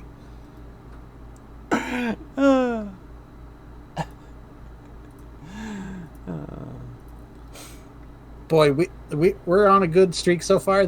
I feel like this is where the podcast is about to take a turn. We're about to bottom out pretty hard. Things are about to get dire, I think. Yep. I guess we are saving John for last. I think we are, yeah. Gotta save the best for last. Upload failed, motherfucker. Why? Oh no. It Oh, did no. not want me posting. Your file's max size is 8 megs. Wow. How big is the file you're trying to post? That. 13. Hello. Now this one's only 1.5. Why didn't it work? I'm trying it again. This is a very good DM, however.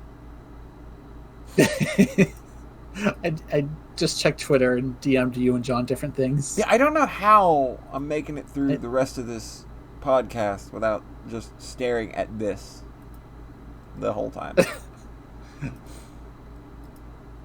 Yeah, I'm not sure how I'm doing that. Nice. Upload failed, motherfucker. Discord has abandoned me. Discord just hates you now. Oh, hey, Gremlins or Us is in chat. Hey, Grimsy, how's it going?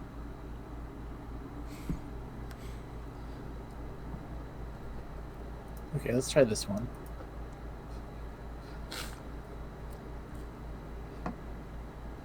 Discord is like, no more porn, goddammit. Discord cannot handle the porn. I'm back. Hey, John. Upload failed. You won't fully... I had to make some tea. Road is acting there it up goes. a little There bit. you go. That's a good... There's no. That's good. I like that. This is my jam right here. We won't fool you into logging on the... That's fine. You don't have to be on Discord. It's just in the call. Like they're just posting titties all up in the call chat. You wouldn't even see them. I don't care about Yomu much. You Cool. don't? Cool. I can remove John from the call. Remove from call. Weird. I can remove from group. That's pretty cool. I can also just mute him like that. I can just mute him on my side, and nobody will ever hear him. Like I've just done. So. Okay, now John's back. I like that. I have personal control. It was the first guy on the right. Oh, that's Marty On the McFly. right? That's Marty McFly from Back to the Future. Oh, gotcha. I mean, I recognize Back to the Future. I just didn't recognize the drawing of him. Okay. Oh, right. Also, he had it very easy compared to those Yeah, two. I know. compared to the other two, like, his was not that bad. Like, his worst problem was that he almost fucked his mom. I mean, he did almost disappear. And he almost disappeared. Most of his family, like, they were the most at risk for disappearing, however. John, you're muted. I know. I need some more. Okay. John has to mute to drink water because he's just like... Polly, does John sound good to you? He kind of breaks up, like, sounds like he's, like, getting clipped under the threshold a bit. What I think is happening is that's just going to happen when people talk over one another. It's like he's doing lots of pauses between sentences. Mm-hmm. And, like, when he comes back, I'm not sure it's picking up immediately. Yep, that's happening. But it's not really anything we can do anything about. Whoa. What? John, do you want to come back now? Like someday?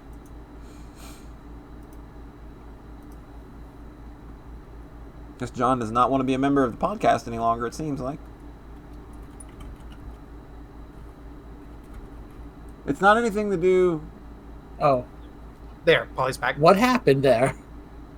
Uh, Polly just got super quiet for me for like 30 seconds. the call region Same. changed. The call region changed to U.S. East. Weird. I did that, Oh, okay. Oh, okay. so that might do something with it. Cool. All right. Okay. Are we ready to continue? Yep. Yes. All right. So we're throwing it to Rhett. Me. Hey, Rhett. Me, Rhett. Hello. Hey, it's you. Hi, Rhett. It's me. You talk about things on podcasts sometimes. I sometimes, maybe You like should- once a month. You should do that. Do a thing. Do that thing where you talk about a thing on a podcast. Pretend we're doing a podcast. Okay, this is pretend time. This is Okay, pretend time, Fart, yeah. fart, fart, fart, fart, fart, fart, fart, fart, fart, fart. I played a game. It's called Trails from Zero. It's the only game I played now. Right. All right. One last thing I did want to mention about that, I'm using this as a segue, is that it was very nice coming back to that familiar combat system. See, like, that's the thing, is I find that most people are like, oh, it's the same combat system. They're really thinking that this series is going to do anything super different. It's not that, like, I would hate it if they evolved, but specifically right now, I wanted something comforting and familiar that wasn't really going to surprise me at all. Right. So that was nice that the combat, was basically exactly what I expected it was going to be from the previous games. It's if you could expect Falcom to be That's anything, it's just, we're really iterative. It's just that, I mean, like, the global state of the world. Yeah. Like, I just needed something constant right now to kind of just hold me for 4 weeks or so. I got you. Because, so I finished really Trail nice. Zero, and I just immediately had no idea what else to play. That's what we call post-trail depression. It happens. It sucks. Yeah, it sucks. So, like, for the next day, I just kind of stared at the wall of, like, guess I have no video game to play anymore. Yep. So then I was looking at my Steam library, and I started a bit of Super Hot Mind Control Delete. That just came out. You know why I wanted to play that is because Super Hot is not a game with complex systems or rules. No. It's extremely simple. Yeah, it's really This is true. just, hey, have a lot of fun. Go. It is basically as if the combat system is exactly the same as the previous game. See, I was thinking that was probably going to be it. That I just wanted something Familiar. that I knew was familiar and not going to be a miss. Right. And I haven't actually played a ton of it. It's just like, hey, this is kind of all I'm mentally equipped to play right now. I don't want new game. I want familiar thing. And shout outs to the devs. For giving it away for basically free to everybody. They spent 3 years making this game, and if you owned Super Hot prior to the 16th, you just got this game for free. Like, that's fucking insane. So it's Super Hot. It's more Super Hot. It is literally more Super Hot. There is the theme of this game is literally the word more showing up fucking constantly. Yeah, and like, every single achievement. All the achievements are more. The first button you click in the game is more. And you play a couple levels, and then another button clicks up, and it just says more. And There's a like, really okay. There's a really good Devin Townsend project song called "More!" exclamation point. That really really suits the mood here. Nice. So I do feel like this is almost starting to be like meta commentary on how the first game was really short, but they felt like they had done everything they wanted to with it, and everyone just shouted more, more, more. So now they have made like a 20-hour Super Hot game that is, it's more. It's more. Like, I am fine with more Super Hot. I loved that game. Yeah, I think you will like this. So it is a roguelike. There's, you get kind of a set of like 8 randomly generated levels. Yeah. And then like every couple, like every 2 or 3, it seems to vary, you'll get a choice of perk. Mm-hmm. And so far, at the start, the perks are not particularly amazing. Like, one of them is just get another heart or refill your hearts. Right. But then, as you kind of progress through this grid, you start to unlock other perks that are like, if you take damage, you just emit shurikens everywhere, which is cool. That's a cool. So it's a cool thing to like the very fact kill that everybody around you. The very fact that you take damage in a super hot game feels weird. Like, I don't know how I feel about that. That just seems weird. See, at first I was like, oh, what the fuck? And then, when you're on the 8th level on your last heart, you're like, okay, now it matters, Well, yeah. I think it's a good balancing thing, because by default you actually only have 2 hearts. Uh-huh. And then the first perk you get is called More, and it gives you 3 hearts. But then I got another perk that you can choose instead that is like dash at an enemy and to immediately KO them. Right. But then if you're using that, you're not using More, so you only have 2 hearts again. Always be more. Always be more. Nice. I like the extra heart personally. So it's sort of exchanging that immediate, like the small one death kill challenges that you just try over and over for the long term run challenges where you basically have a couple extra lives. Yeah, you can make a few mistakes, like and again, if you get the refill hearts at a good time, it could be extremely generous. Yeah, because I've gotten up to like 5. But again, nice. When you add one, it does give you 1 new heart that's full. Mm-hmm. So I kind of unlocked the 2nd floor, and it got dramatically harder. And it's like, oh, okay, this game isn't actually fucking playing around, because the 1st floor is actually pretty basic, and if you've played the other super hot games, you're not going to have a whole lot of trouble. And then it got dramatically harder, and I haven't been able to beat any levels since then. Nice. There's like 1 new gun that's like a sniper rifle or a railgun. I can't really tell what it is. It's basically, it shoots instantly, which is a very good thing in super hot, because on the other guns you have to lead your bullets a bit. Yeah. If the enemy's moving, this one is just like point at body, click, win. Because wow, that's like that's such an interesting thing to add to what super hot is. Yeah. I haven't seen any new guns. The others are the handgun, pistol, rifle. Yeah. Shotgun. Shotgun. Yeah. So like some of the perks, one of the perks is like more ammo for guns, which is very good, because the shotgun, you've got 2 blasts. 2 shots, yeah. Yeah. So you're throwing those a lot. I want all the shotgun blasts. I want 29 of them. It's so slow to reload compared to basically everything else. So. Yeah. One of the other perks I just got was like stronger throws. Oh, nice. So it's like an item could possibly kill an enemy outright, and if it's like a dagger, it could pierce enemies. Yes. And one of the other perks is like bullets will now pierce.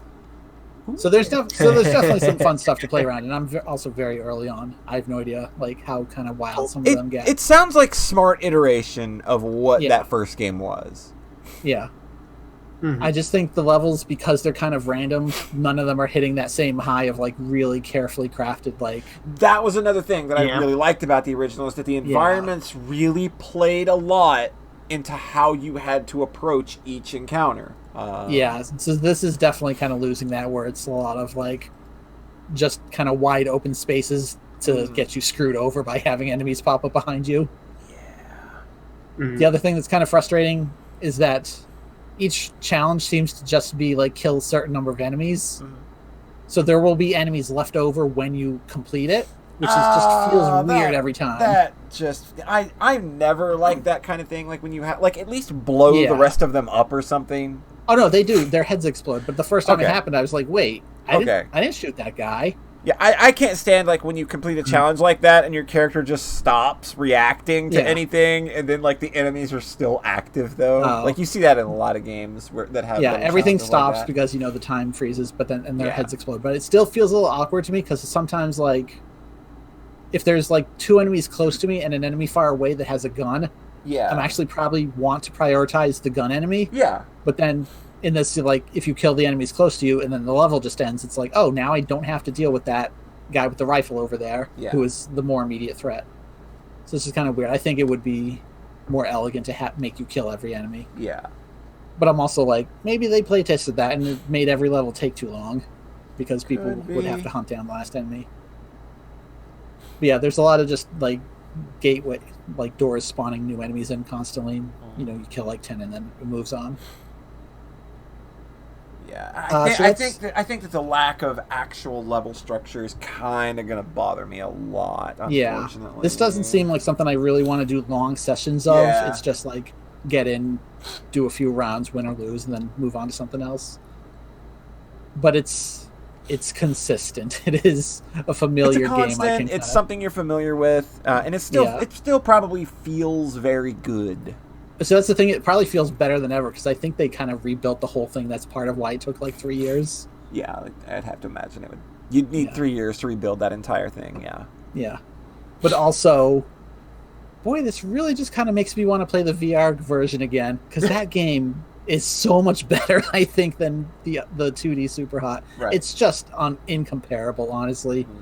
Like once you've been in that world and have to do things like bend over to pick up the guns. But again, the problem with Super Hot VR was that it was like even shorter than the original game, and the levels weren't random at all. Yeah. So it's like I've already gone through it like 2.5 times. Like you've solved all those puzzles. Yeah. But I still want more. I want more VR Super Hot. And I think they're kind of seem to be implying that the next thing will be VR again, but they have to make them as separate games. Yeah. Because there's no way. Because Super Hot VR like has no locomotion at all. It's just you standing on a place, and that's completely different from the other games. So I wonder if they'll try to solve that next time, or just have like randomly generated levels. Randomly generated movement. Oh Jesus! I thought like, what if a VR level had you like falling, and then that would be like. Oh God, that would be fucked up. Because there's a thing in Mind Control Delete. I'm not sure if it's new, but if you like hold space while you're in the air, like time will start going really slowly. Uh-huh. And I did use that to my advantage one time, where I like jumped off a balcony and then turned around while holding space to make time go slow and just snipe a guy in the air. Oh, nice! And I felt pretty badass. And then I'm like, man, imagine if I could do that in VR. That'd be fucking sick. Yeah. The VR version's just so fucking cool. Yeah. So that's honestly it for games. That's I honestly played it for games. like a 50-hour RPG. Maybe closer to 60, maybe. Zero is actually really long. Oh, yeah. But like that in-game time. Yeah. Because FC was only like 40 or so. Yeah. Like 40. The thing is that the in-game time is like taking into account turbo mode. Right. And I'm like turboing through every battle basically. That last dungeon's it. God. Poor Polly had to play without turbo mode. I'm terrified of that now. I did like turbo mode. Like I just used frame skip on the emulator, so I still had turbo mode on. I still had turbo mode on. I did. Okay, I did beat FC without turbo mode. Oh right. That's probably why it took me 5 months. That's a very slow game to begin with too. Yeah. My fear is. I didn't feel guilty at all using it later. I was like, I did my time. My biggest fear is something like the Cold Steel games on PC, like not having any sort of turbo mode. Yeah. But I think at least 1 and 2 do. From they all have it. They all have it. Cool. Okay. It's just the combat's just a little too damn slow in those. The combat is actually much faster in Cold Steel, and I don't even use turbo in combat for Cold Steel. So. Oh, nice. I just think like the spell animations and stuff, they're just a little long. Yeah. You know. I think S-crafts in Zero just have start to skip. Yeah. Which is nice. Mm-hmm. Like if it's one of mine, I'll usually just skip it. Obviously, you got to watch the enemy ones because they're awesome. Yes. Oh my god, they're so good. So that's it for games, but I did watch some anime. You watch anime? Ooh, tell us. I watched a lot of anime. I'm not even going to be talking about all of it. All right. So I think last podcast I had finished up Yuki Yuna as a hero both seasons. So VRV was like, hey, we think you like magical girl stuff. We're just going to start recommending you magical girl stuff now. So a show popped up and I just didn't look up any reviews or anything. I just watched it. It was called Wish Upon the Pleiades, which is like a constellation. Mm-hmm. So this is a magical girl show from 2015.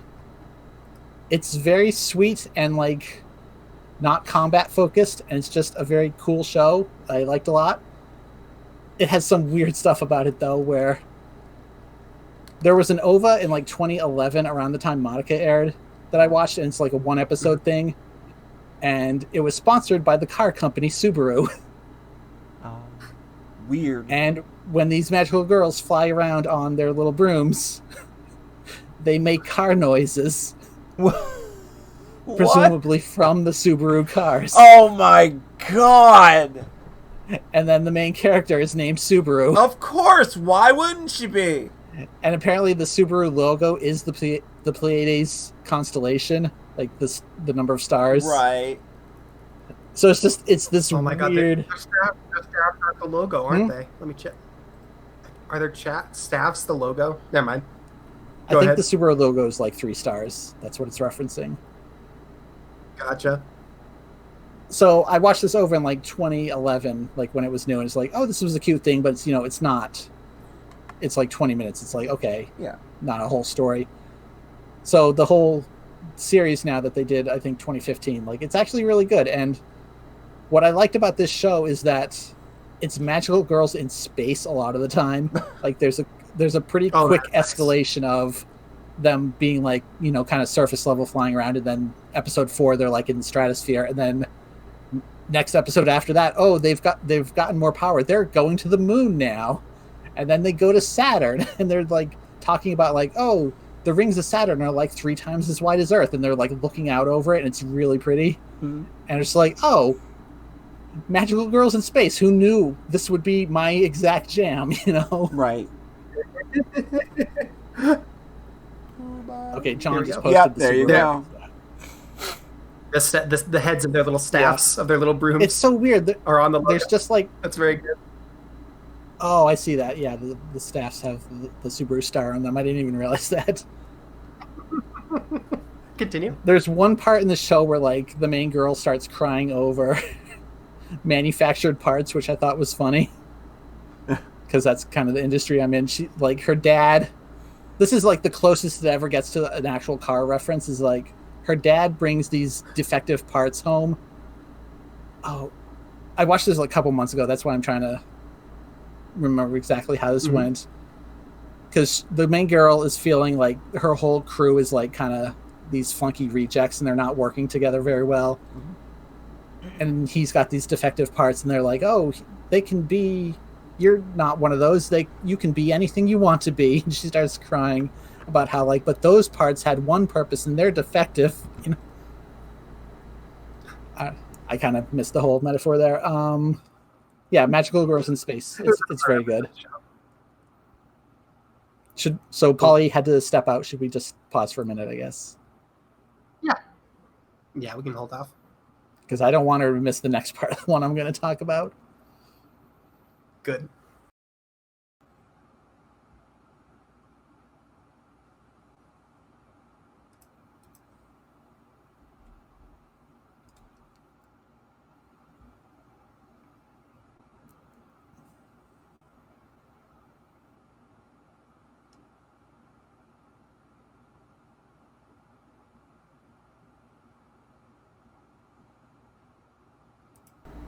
Hello? Hello.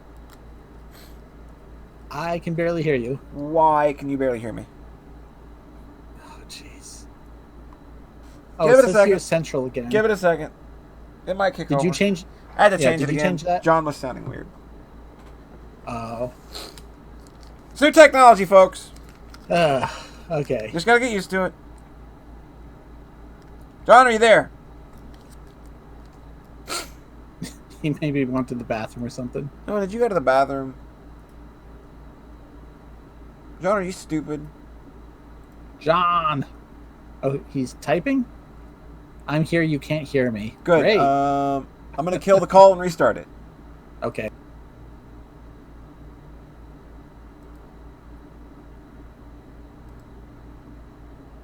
It's new technology, folks. Don't worry. We'll get it sorted. We'll get it. Don't you worry. Oh, hello? Hello? Hello? Hello? Cool. John can't hear us. That's my favorite thing. Cool, we're never doing a podcast again. Oh, come on. Nope, we're done. I'm never doing this again. I hate life. Literally hate everything. John, can you hear us or not? Everybody fucking kill Twitter. Talk. Don't worry. Talk, Okay, I hear John now. I can hear you. Can you hear us? Okay, I can hear Polly you. and John. All right. Okay, please continue before I start hating this crap. Don't worry, we'll figure it out. Are people Right. hearing this live? So, Yep. Subaru, Cool. of course. Okay, should we just get going again? Yep. let's Seems go. Yeah. good again. Okay, so I watched, Wish Upon the Pleiades. Very cute, soft, magical girl show with no fighting, Right. and then really liked it. Uh-huh. And then I moved on to a show called Magical Girl Raising Project. And I knew what the show was. I watched a tiny bit of episode 1, like literally the first frame, like when it aired, Uh-huh. like in 2016. The show opens on like a dead body. Fantastic. So I was like, oh, you're one of them Monica ripoffs, huh? Right. So this show, I didn't like it. Oh. And it's not that it's, magical girls being violent and killing each other. It's that Mhm. it's so excessively nihilistic and just kind of mean. Oh. It's just felt like everything just felt so inconsequential. Right. Because it's like, so the premise is that There wasn't enough weight. there's 16 magical girls, and then like very shortly in, they find out, oh, we have to narrow that down to 8. Whoops. Well, what happens when you get purged? Oh, you die. You die. It's fine. So one of them just straight up gets like killed by the QB character, That's cute. and then the others realize, oh, we're fucked, and then they just start immediately fighting and killing each other, and it's very gross and bad. But like, not gross in a way that could be maybe a little indulgent. Like, it's not the Speaking my language but here. it's not that either. It's just like characters die and just get thrown away, like literally. It's not Like like, where like say Maihime operates on similar rules, but there are actually like stakes that matter. This is just like it's blood sport. It's blood sport. That's it. It just felt like nothing mattered because they're all probably going to die, Yeah. and then it does some really excessive stuff with trying to be kind of edgy. There's one character who says like they really hope they live at least 5 more months, Uh-huh. and then they die. Oh. And so when they- it's trying to Oh pull no! their I strings. haven't gotten to the good part yet. So if they die as a magical girl, like the magical girl transformations in this are like complete body makeovers. Like they can be anyone in reality, Right. and then just turn into their avatar from the video game that they're playing. Uh-huh. So this character dies, and then she transforms back into her human form, and it's a pregnant woman.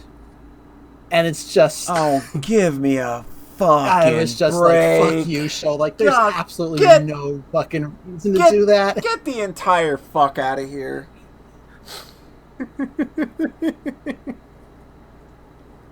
So yeah, like everybody dies. There's a couple characters that survive to the end. So, like even the novel it's based on was named after one of the characters to take all the tension out as to who actually was the one to survive. Oh my god.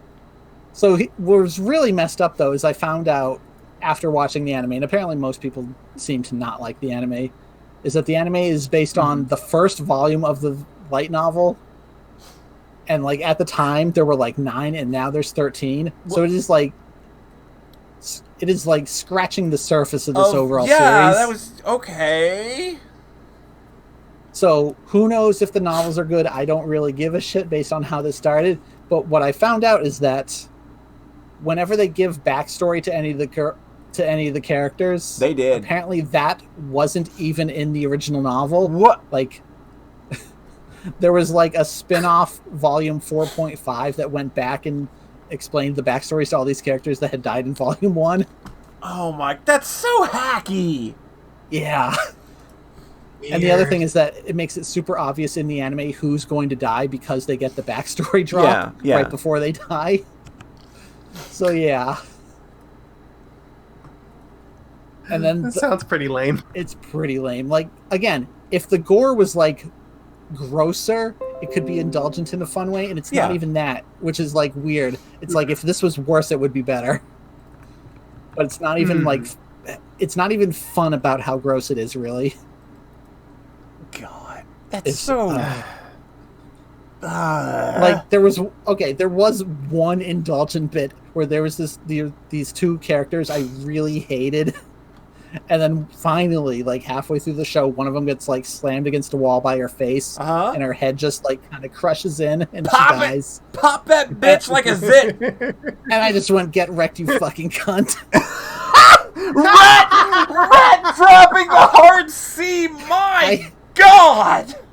It was one of those characters I just truly, truly hated. This is a moment in his 5 years this boy has squirmed every time I've said the word cunt on this podcast. And he just drops it 5.5 years in. Holy shit. Really didn't like this character. It's the one big cathartic moment of getting them to die. Pop that cunt like a zit. God, and then like the final boss is like the blandest possible character type ever. It's just the girl who doesn't talk, but like the most extreme I've ever seen of like she's just the sad, quiet girl, and she kills like 6 other characters, and then she gets knocked out of her magical girl form, and they're just like, oh wow, she's like a very young girl. She's like 10. God. And then they stab her to death. And it's very cathartic as well. There you go. Fuck this bitch. Is this like doing the battle royale thing? Like, is that it's not explicitly a battle royale. It's just they're fighting for their own survival, so it just kind of naturally goes that way. And in the sense of the original movie, not the not the PUBG sense. Because that's kind of the vibe in that. It's a bunch of kids on an island. Well, okay. This is like even younger kids, for the most part, and one pregnant lady, of course. Of course. That really did make me laugh when you said that. Oh my God. Good times. Sayara mentioned something in chat, but I don't think this is that show at all, because there's like almost no level of like actual character interaction that's of any substance, it sounds like. Yeah, there's almost nothing that happens in the human world in the show. It's all magical girls just being sad. And like the Monica, like the main character is basically Monica, is in that she cries and doesn't do anything the whole time. Oh. And somehow makes it to the end. It's very silly. Like, those are like my least favorite characters, the ones that just fucking cry all the time. Wasn't like Alien 9, that show that had the main character that literally just cried every episode, and that was all she did? Well, in this show, I mean, I don't know if you're being sarcastic or not, but in this show, it's like, you know, Monica has a partner, and then they die, and then gets another partner, and then they die too. It's just like any glimpse of hope that the show has. It's just like real life. You get disposable puppies all the time. You got a new puppy, it died. Whoop-de-doo. Just go down to the puppy store, get a new disposable puppy. Whoops, it died. Get another. That's how this works in Magical Girl Land. This show just... Every single time I started to be interested in the character because they got any amount of backstory, I just went, oh, they're going to die. And then they do. Like, so, I think that they're trying to lean into that the same way as something like Battle Royale or Danganronpa do, where they want you to get attached to characters and they think that they're doing that, but they're not at all. Mm-hmm. Yeah, the other thing is that the QB character is the black and white down the middle, like Monokuma. Oh my God. It's definitely Danganronpa Magical Girls. Wow. But again, like the fact that this is based on volume 1 of this excessively long light novel series, like, and the fact that the backstories weren't in novel 1 originally, like, I don't actually think they wanted you to care about the characters, which is bad writing. Like, straight up. Yeah, like I think that in pretty much all or most fictional fucking things that I want to care about the characters. I think that's a little important. Yeah. It's just a slaughter game for whatever reason. Mm-hmm. And it's not even horny not slaughter. Edgy enough to be fun. Not even horny slaughter. Yeah. Not even horny slaughter. So, Oh, the kicker though is that the show has a very slightly higher score than Pleiades on my anime list, and I was grumpy about that. Pleiades has like a 6.9 something, and this is in the sevens. Oh no. We're watching lots of sub sevens lately, huh? Yeah. Yep. So, Polly, do you have anything else? I got another thing. Okay, John cool. John mentioned visual novels earlier. Hmm. I played shit. I played a follow-up to probably one of the best, if not the best, visual novels I've ever read. Oh. I played The House in Fata Morgana, A Requiem for Innocence. So this is a sort of supplementary append fan disc kind of thing for the original game. It has 4 new original stories and a couple of unlockable extra bits once you finish those. So it's kind of divided up, and you've got like the main episode, which is A Requiem for Innocence, and you've got 3 episodes kind of tucked away on the title screen there. You can play them in any order you want, though obviously kind of like the main highlight is A Requiem for Innocence. Yeah. So the original game has this sort of 3 to 4 hour chapter near the end that kind of delves into the darker recesses of that story and the kind of the things that happened long before the things in the mansion started happening. In particular, a lot of that deals with Morgana herself, and like the game takes place. This game takes place like kind of even a smidge before that, and it also takes place during that. So it's like it elaborates a lot more on that point in time. Mostly from the perspective of a character named Jacopo, who many would remember from the third door of the first game, and him having a pretty major role in that 3 to 4 hour chunk towards the end of the game. So this is kind of expanding upon his story, and in this story, in this story, he's kind of just like this punk kid slum rat who dreams of just being something much more. In a way, his story kind of, like, I guess his story always kind of reminded me a bit of Scarface in a way, because it's kind of like the same kind of, like, started out as nothing, kind of a thug, and then, you know, driven to this position of power. You can imagine how that story goes. This is basically, it's not a spoiler at all, really. It's just like, because this game markets itself as, like, this is a downfall story. And for the most part, like, this game tells a really good rise and fall story. It's paced well. It's believable how he goes from, like, a relative position of, like, a nobody to a noble lord, and is completely undone by his own ambitions. Like, they handle that stuff really well. It's believable. Like, his kind of descent into madness feels very natural, feels very thought out and considered. The characters that you meet in return from the original game are a delight. There's a new character that kind of comes up who wasn't in those original flashbacks, and she is also a delight. And I feel that she kind of she kind of works really well at being something that story needed to work a little more. She's kind of like a glue that kind of holds that story together just a little more. And she's just a ball of just a sheer bundle of joy. Like, her sprite is literally always bouncing around. Oh, right. Like, I took a video of that on Twitter. The music. She was literally bouncing up and down to the music, and it was just like, that's such really the new Super Mario Brothers, a visual novel. Yes, she is the new Super Mario Brothers of visual novels. She dances to the wah-wahs.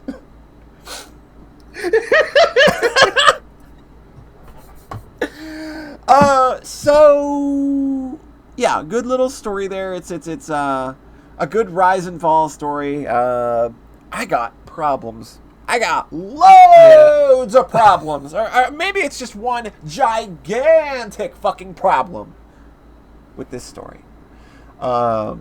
So I ended up really sour because the main character, he is 21 years old at the time of this game's story taking place. Throughout the course of this journey, he ends up confessing his love to an 11-year-old child. In earnest. And it's something that he pursues, and other characters are really weirdly behind him to do it. And this is an 11-year-old girl who is already severely damaged from the things that she's had to endure up to the point of him sort of pulling her out of a bad situation. So it's just like, I'm grabbing this damaged girl, pulling her out of a bad situation, and now I love her. Like, now it's just like, if there's this weird kind of like, it almost feels like it almost feels like the writers are trying to make you feel like he is entitled to that in some way. And it's just really gross. And it's just like, he even has a line. It's like, well, I mean, if she doesn't accept me now, I can at least wait till she's 16. And he's being totally serious. So, like, it's just really gross. And as the story goes on, the abuse she endures is even worse because he grows to become her next abuser. He ends up betraying her and abusing her the most. And they write him as being self-righteous enough to feel like he has the right to die beside her. Like, as she's literally dying from madness and disease, he feels like it's his right to die with her. And it's just like literally beside her. It's like, dude, fuck off. She's literally cursing your name right now. And it's just like, oh my god, what are you doing? It's just fucking ridiculous. And it gets even worse when you read through, like, the backstage segment of the game. Like, you unlock sort of, like, this cute little backstage segment where everybody's talking after the fact. Like, they do this in Higurashi, too. You know, it's you know what I'm talking about. And they do it with the first Fata And they do it with the first Fata Morgana as well. And it's just like, it almost feels like everybody in that backstage segment is chastising the poor girl for not forgiving this man who did so much awful, evil shit to her that literally is the catalyst for everything that happened in the main game.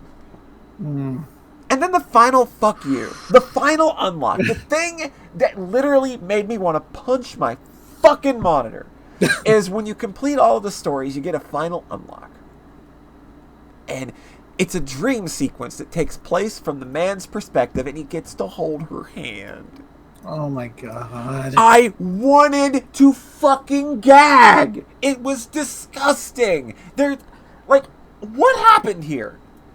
Like, this is the original game is a game where it was incredibly progressive and smart in how it handled these kinds of things.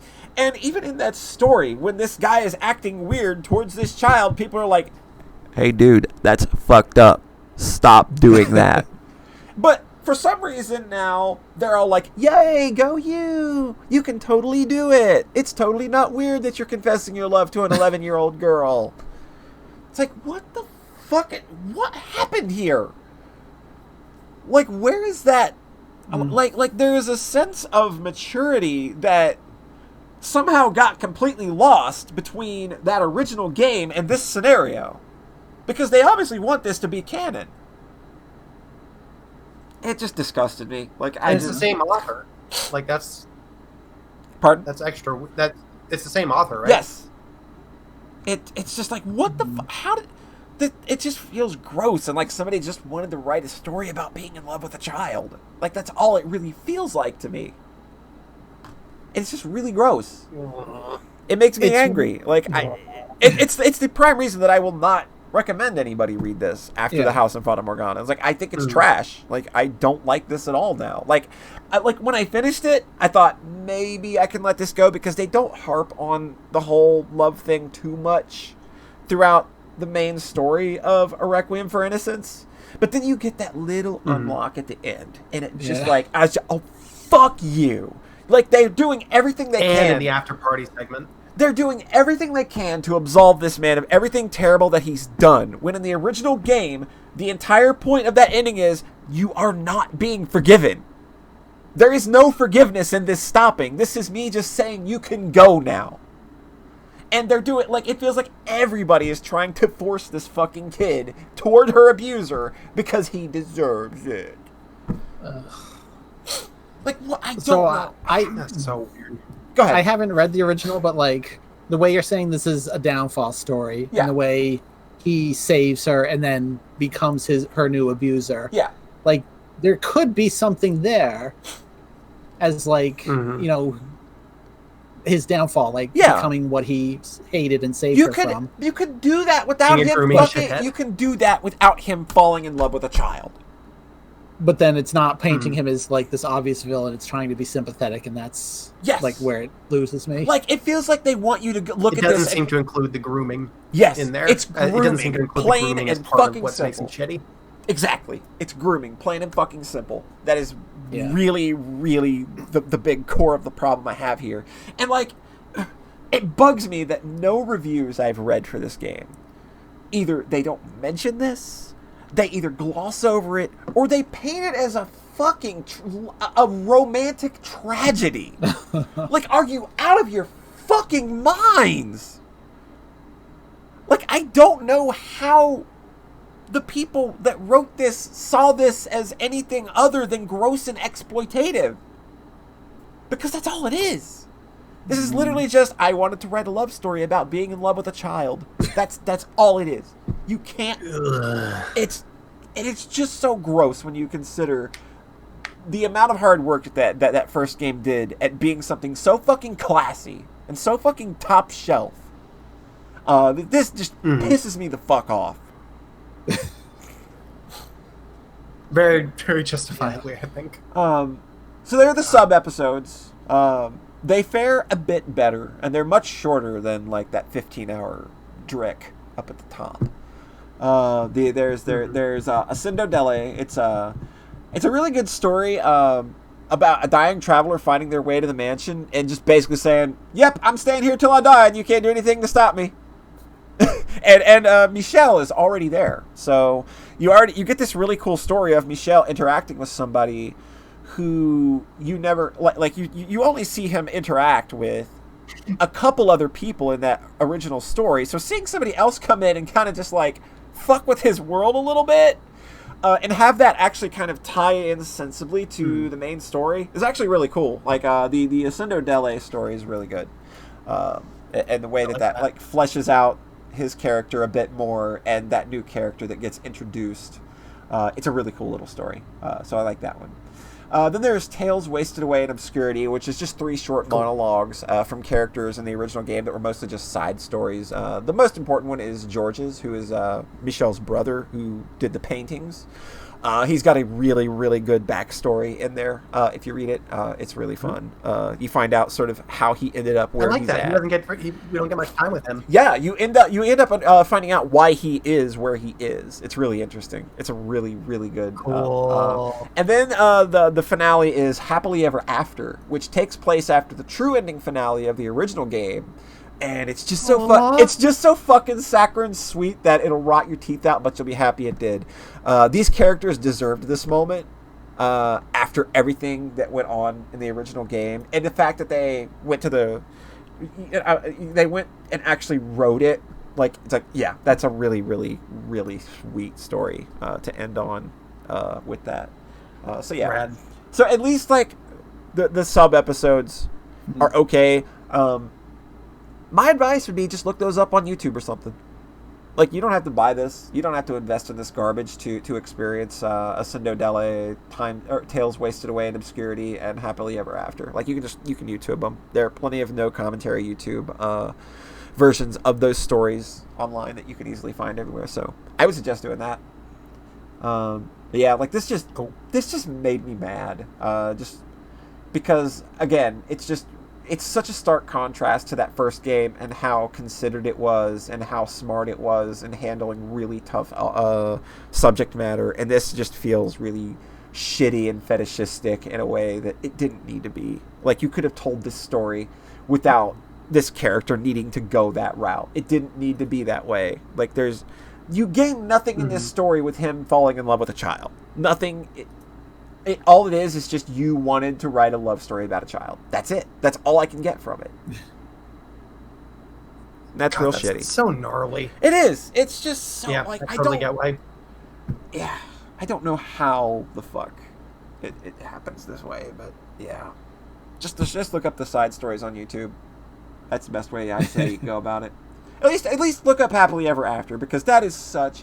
Like, if you went and took that journey with those two characters that are in this scenario, if you took that journey with them through the hell that they had to go through in that original game, absolutely, it's such a well-earned moment, and it's so sweet and so just ridiculously good. It put a smile on my face, despite the fact that everything that happened before it is just kind of utter trash in this thing. So, yeah, that's pretty good. So, John, Oh boy. I heard you No. heard you got something real good to help us close out today with. Yep. And my throat's messing up a little bit, so y'all are in good luck. All right. Well, Don't worry. guess what? My sinuses are screwed up, and I'm going to be back in like a minute. But you keep talking. Okay. Oh no. No. We will wait. Here, I need some more water anyway.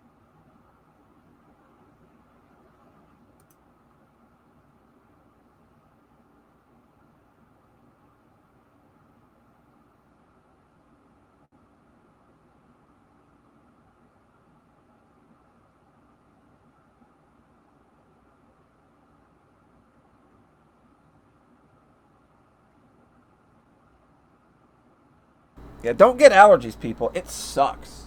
Oh. Just don't do it. Yep. Don't get COVID either. It probably sucks too. Yeah, I think allergies have been messing me up too. Yeah. I was like, wait a minute, is it allergies or is this more COVID? I don't know.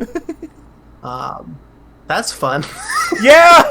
I guess like when you already have it, it's hard to know if you're getting worse or better at some points. All right. But what do you got, luckily, John? What do you got? While I was at my lowest, I was really feeling bad about the having COVID thing. Uh-huh. You know, that was a bit of a bummer, and I was just I don't remember the exact trigger, what set me down this path. It might have been talking about a character with some friends and being like, "Oh, she's so good," but something. See, this seemed to in coincide. my- This seemed to coincide with a game coming out, because a game came out literally the day you started this. What was the game? My brain's not all there It's right the now. same game. It's from what you're about to talk about, and people on our timeline were talking about. Oh, it. maybe that was it. So I watched Sword Art Online Season 2. You'll remember I watched the first season a year ago. Yep. And I thought it was really, really bad. Oh, I thought it was the smartest show in decades. I shared some Kotaku reviews with Rhett. Oh no. There's this one author on Kotaku who fucking loves that show. Like, has praised every season in different articles. Oh, that's so good. It's just it's so quick fitting for summary. Kotaku anyway. Yeah, definitely. So, quick summary. First season split into 2 arcs. The first arc is the one everyone thinks about when they think about SAO. It's the death game, where they're stuck in the game, and if they die in the game, they die in real life. Yeah. And it's like... Are both of you wearing headphones? I'm hearing some Yep. echo. You're fine. You're fine. All right, might just be Discord. So...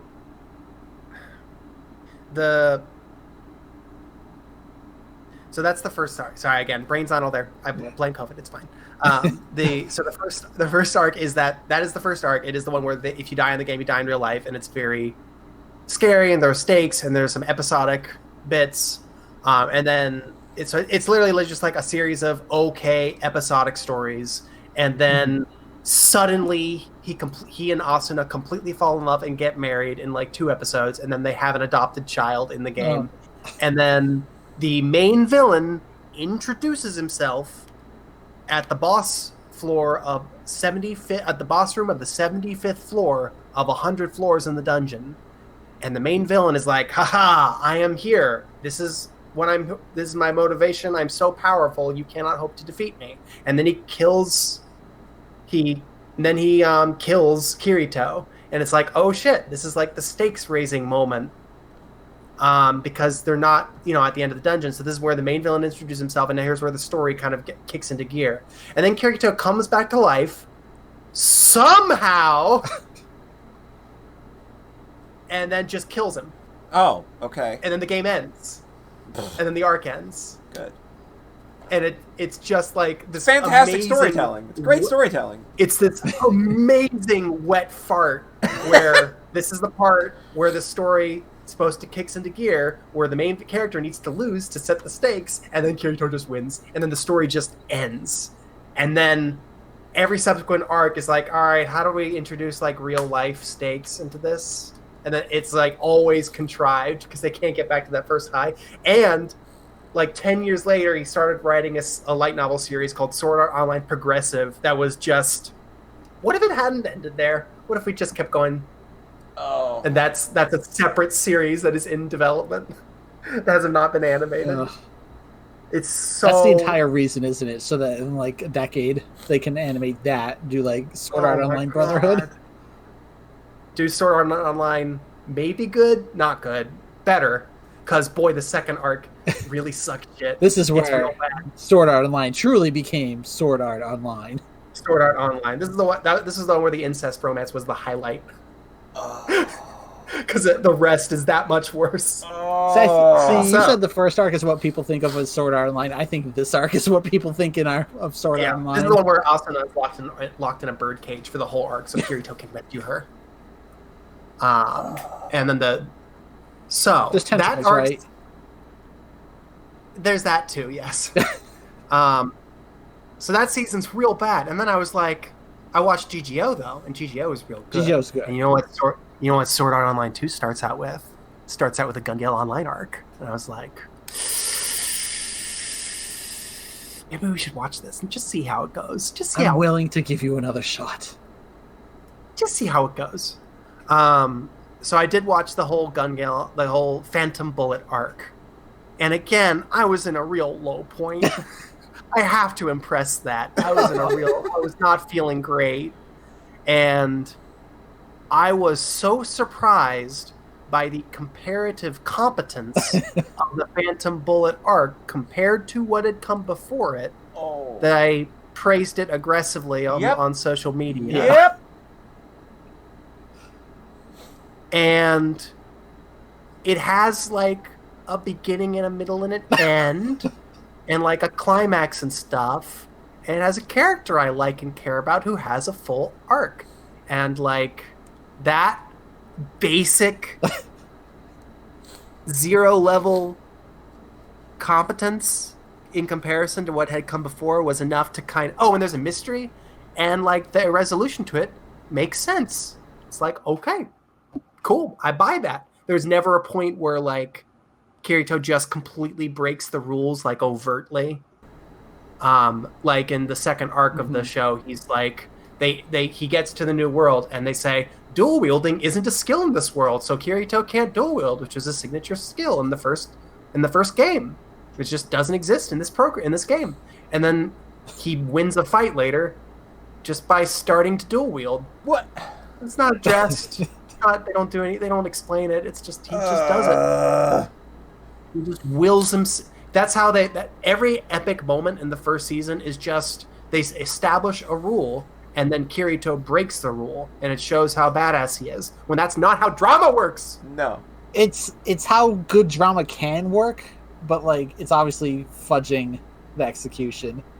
It's not like Gurren Lagann is entirely about breaking the rules that are laid out. Yeah, but it's not doing it that way. And it's not. But Sword Art Online thinks it is probably. Mm-hmm. It's so like just a fundamental misunderstanding of like good action. Yeah. And Phantom Bullet does not have that. It doesn't have the single moment where Kirito just breaks the rules and that's how he wins. So I came away from it so glowing because of that. And I cried at the ending. Like they do a really weirdly good job with like the last scene. Mm-hmm. And I was like, this is good. This is good TV. Good job, Sword Art Online. And I got Rhett and I got Tom to watch it.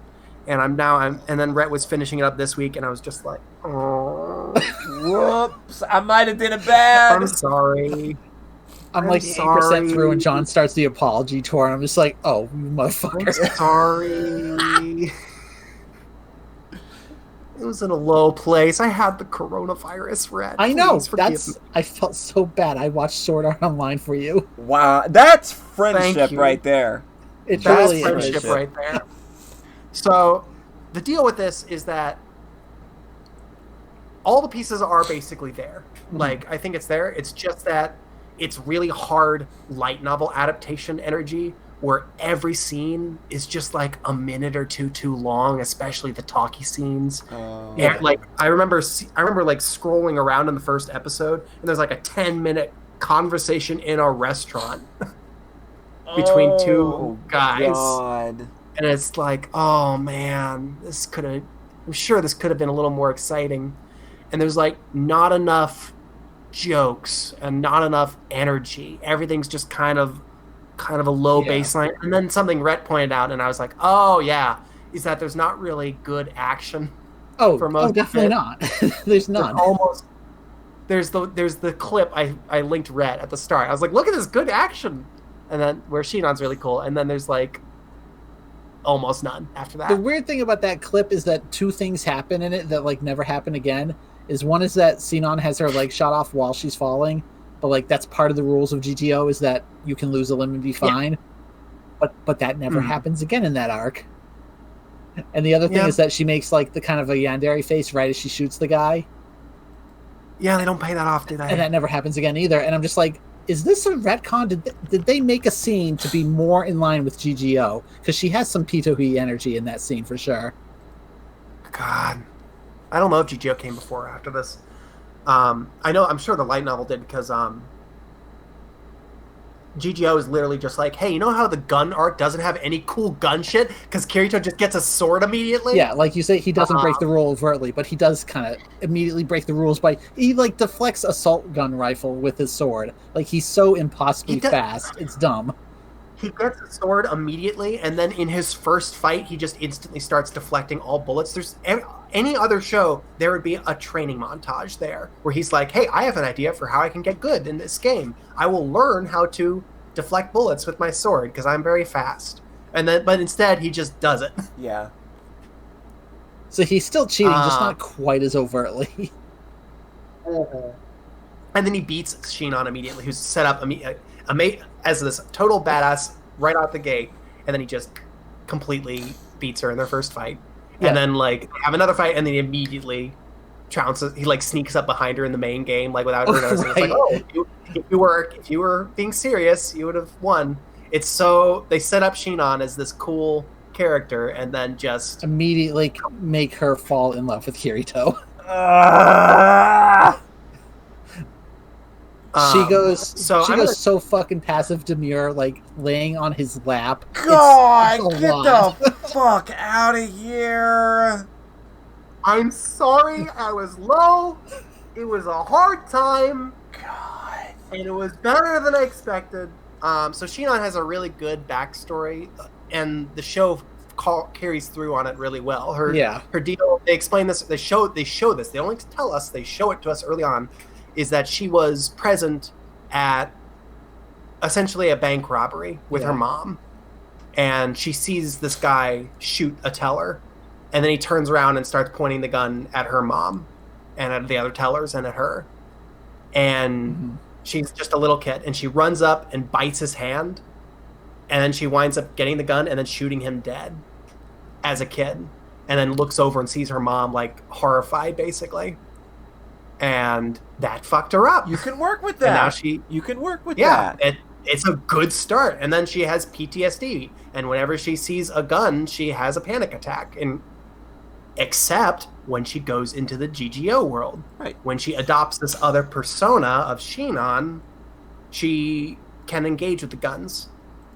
So that is her story here, is that she's basically trying to reconcile. She's trying to bring that strength that she feels in the game into her real life, and she's getting bullied. And a girl like threatens her with like a model. It threatens to show her a model gun, and it freaks her out. Right. So she's really wrestling with this. And that's the bit that they pay off really well in the final scene. And that's why I cried, and that's why I went to Twitter and made some wrong things.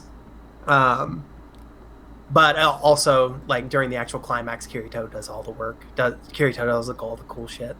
Of course. Shinon, the arc is I'm just going to spoil it. The arc is called Phantom Bullet because the Kirito is able to get an attack in on the main guy because Shinon targets him with the gun, points a laser at him, but doesn't fire. But the laser sight freaks him out enough to distract him so that Kirito can get the killing blow in. And he's like, "Thank you, Shinon, for your phantom bullet. Thank you. You can't actually do anything, but But you made- did everything. It's You because made of me you. look We cool, worked so together. God. He actually Done. does look really then- cool right at the end because he does like Looked a really cool. he like Go does ahead. a forward jump spiral with the sword extended, but then grabs his sidearm. It's to shoot the villain 3 times. It's like the only time he uses the gun the whole time. He pulls out the gun, and then it shows an image of him from the first season where he's using 2 swords, and he's using the sword and the gun. So he's still dual wielding, and they play the theme from the first season. And you're like, Kirito's Kirito's reclaiming that original self because he's, a little bit lost after losing that. So I'm not even gonna get into the main mystery. There's a guy who is killing people in real life in the game. Who shoots people in the game and then they die in real life, and they don't know how that works. So they have the big climactic fight. And this is actually something that works better here than in GGO, because in GGO, the spinoff, the real life stakes part is kind of awkward and feels contrived and doesn't really land, I think. And in here, they actually make it scary and effective. Yeah. Because I guess I can probably just spoil it. Just spoil it. Because you realize that the way they're doing it is that there's 2 of them, and one of them breaks into the apartment of the people they're targeting, and then once they get shot in the game, they poison them to death. So Shinon is being targeted, so she realizes that there is someone in her apartment waiting to kill her if she gets shot in the game, and that's really scary. So It's weird because I was like not sold on the whole magic gun that kills you in the game scary part at all. And then they drop that there's someone in her apartment watching her, and it's like, fuck, that's horrifying.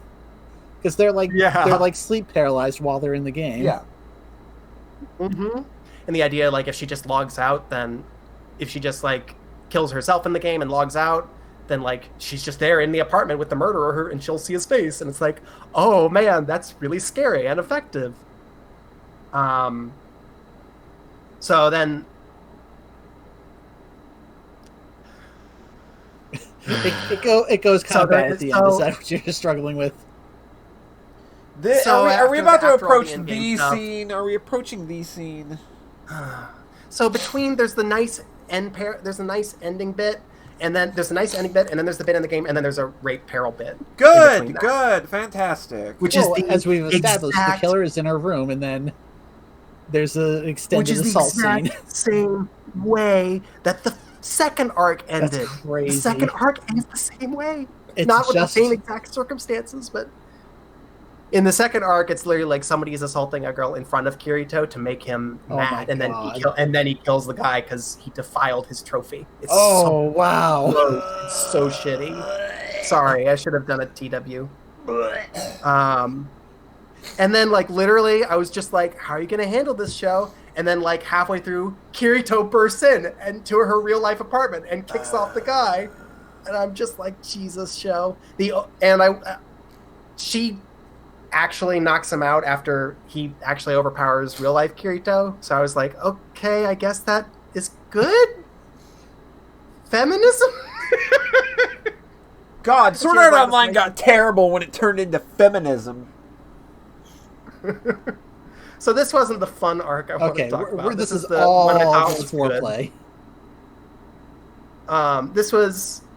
So I just want to apologize because it's really shitty, and I shouldn't have recommended it as gleefully as I did. I thought I mentioned the awful rape You peril did. bit I forgot in about the that, tweet and then I got to it. It was like, oh right. Because I didn't want to like brush it under the rug, but I feel like it's way shittier than I let on, and it's real bad. Yeah. Don't watch Sword Art Online.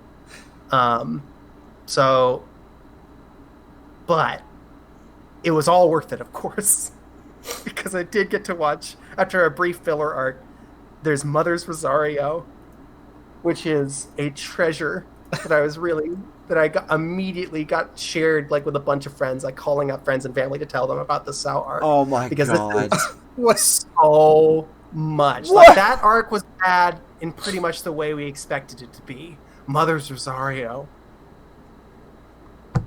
It's so much more. More! More! We need more! Flush all those bad feelings out of your system, because this is something else entirely. Alright. This is the Asuna arc. which is good because we haven't had much time with Asuna, even though she's Kirito's wife. Yeah, weird, huh? Yeah. Strong female characters. How does he write so many of them? Like, how does he do it? He just knocks it out of the park every time. And Kirito is barely in the arc, except which is automatic improvement, of course. Yeah. So there's a girl sitting under a tree challenging anyone in the game world to beat her, and she fights a bunch of different people. She fights Kirito. She beats Kirito, but it's sort of implied that Kirito is holding back. Oh, jeez. And then she fights Asuna. And then after the fight with Asuna, she's like, "You're the one. I pick you." And it turns out that she was auditioning people to join her team to go on a big adventure. And this whole arc is about Asuna making a new friend. And wait, Asuna's allowed to have friends? She's allowed? Asuna has conversations with other characters. What? With Kirito not even in the room. He's not even around. That's allowed? Yeah. It's allowed. She has a complicated relationship with her mom because she comes from a rich family and her mom is placing a lot of pressures on her. And her mom also has weird feelings about how deep she is into these MMOs after she literally was locked in an MMO for 2 years. Right. And she feels a little weird about that.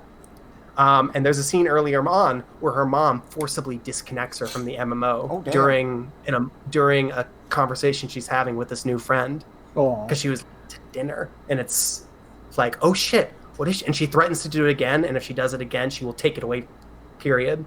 And it's like, oh shit, Asuna is forming these real relationships in the context of the game. And her conflict with her mom is getting in the way of that. And they play out the big dungeon raid that this team wanted to do. They really wanted to get one last raid in before their guild disbands in spring. And it plays out, and I'm just waiting for like the mom to disconnect it, but it doesn't happen. They just have this nice fight together, and they all love each other, and it's very sweet. And it feels kind of gay. It's nice, actually. Like they hold hands and hug a bunch, and it's very sweet. And I'm like, okay, so now we have this nice friendship. How is this going to break bad with the mom? Yeah. I think it's going to. This is a good setup. We have this juicy conflict. We have this new relationship. I'm so ready for this. So then Asuna says to the friend, "I want to be friends even after you disband the guild." And then the friend starts crying and logs out. And Asuna doesn't see her for 3 days. And so I'm like, whoa, that's weird. And then with Kirito's help, she tracks her down in real life to a hospital. Edge of my seat here, John. To the terminal ward of a hospital. Oh, and it turns out that all of the friends in Asuna's new guild are terminally ill hospital patients who are friends together. I want to quit. I want out. I just want out. I can't. This is halfway through the arc. Oh my! This is halfway through the arc. Fucking Christ! So they gave Asuna a friend just so they could kill her. Jesus Christ! But wait, we haven't gotten to the blue screen moment. Oh. God. Oh man. She meets the doctor for her friend, and the doctor takes her to the room and explains her condition as he takes her there.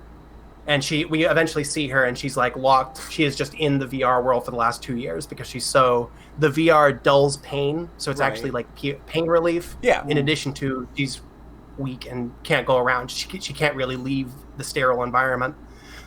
Because the doctor teases this out. But her mom had a C-section and for twins and had a blood transfusion during the C-section and got a virus and gave the virus to both of her twin children giving birth and eventually to her husband. And now all of both her mom and her dad and her twin sister have all died of the virus. And now she's the only one left, and she has like 3 months left to live or something. And then Asuna asks him, "What is the virus?" And he says, "She has AIDS." Not like a weird sci-fi disease. Not anything else. Asuna's girlfriend is dying of AIDS, and that is the plot of Mother's Rosario. I can't. I fucking can't. Kuwahara was just like, I know what story I can tell. I can do this justice. You're literally doing the gays and AIDS story, aren't you? Oh my god! Why does this fucking pile of trash exist? It's so much! And then the entire back half of the arc is no fighting. She puts a camera on her shoulder and takes her to a day at school, and they do more stuff together, and then like takes her to her old house, like virtually tours all these things, and they just bond as she's dying. Oh my god! AIDS. I want to die! I want to die! I want to die! It is 2.5 episodes, and then the ending episode has a 10-minute sequence of her finally dying. Oh god! And the doctor rushes her to the hospital in real life, where she's out of the machine, and Asuna holds her hand, and she can't really speak. And then Asuna's like, "No, she wouldn't want this. Put her back in the machine. Can I use the machine next door?" So then they put her into the machine, and Asuna leaves her bedside so that they can go into the VR world together, where they go to the tree where they first met. And then her friend teaches Asuna her special 11-hit sword combo that only she knows. And it is played as an intensely dramatic and moving moment. I despise this series! Oh my god! None of this is like paying off anything from any of the preceding arcs. It's just out of nowhere. We're gonna introduce a new friend and then kill her. And then and then she becomes too weak even in the game. And then Asuna holds her hands, and then she holds her under the tree. And then she's like, "I'm just glad I could spend my final moments with someone I love." And then all of her friends come, and then like there's a fireworks thing that somebody organized as she dies in the VR world. I hate everything about this. Oh my god. But don't worry, there's a 5-minute scene where the lessons that Asuna learned from her friend who was dying of AIDS helped her reconcile her relationship with her mom. So it helped solve her problems, really. My head hitting And then it ends with her real life funeral. Oh. And then this is how the season ends.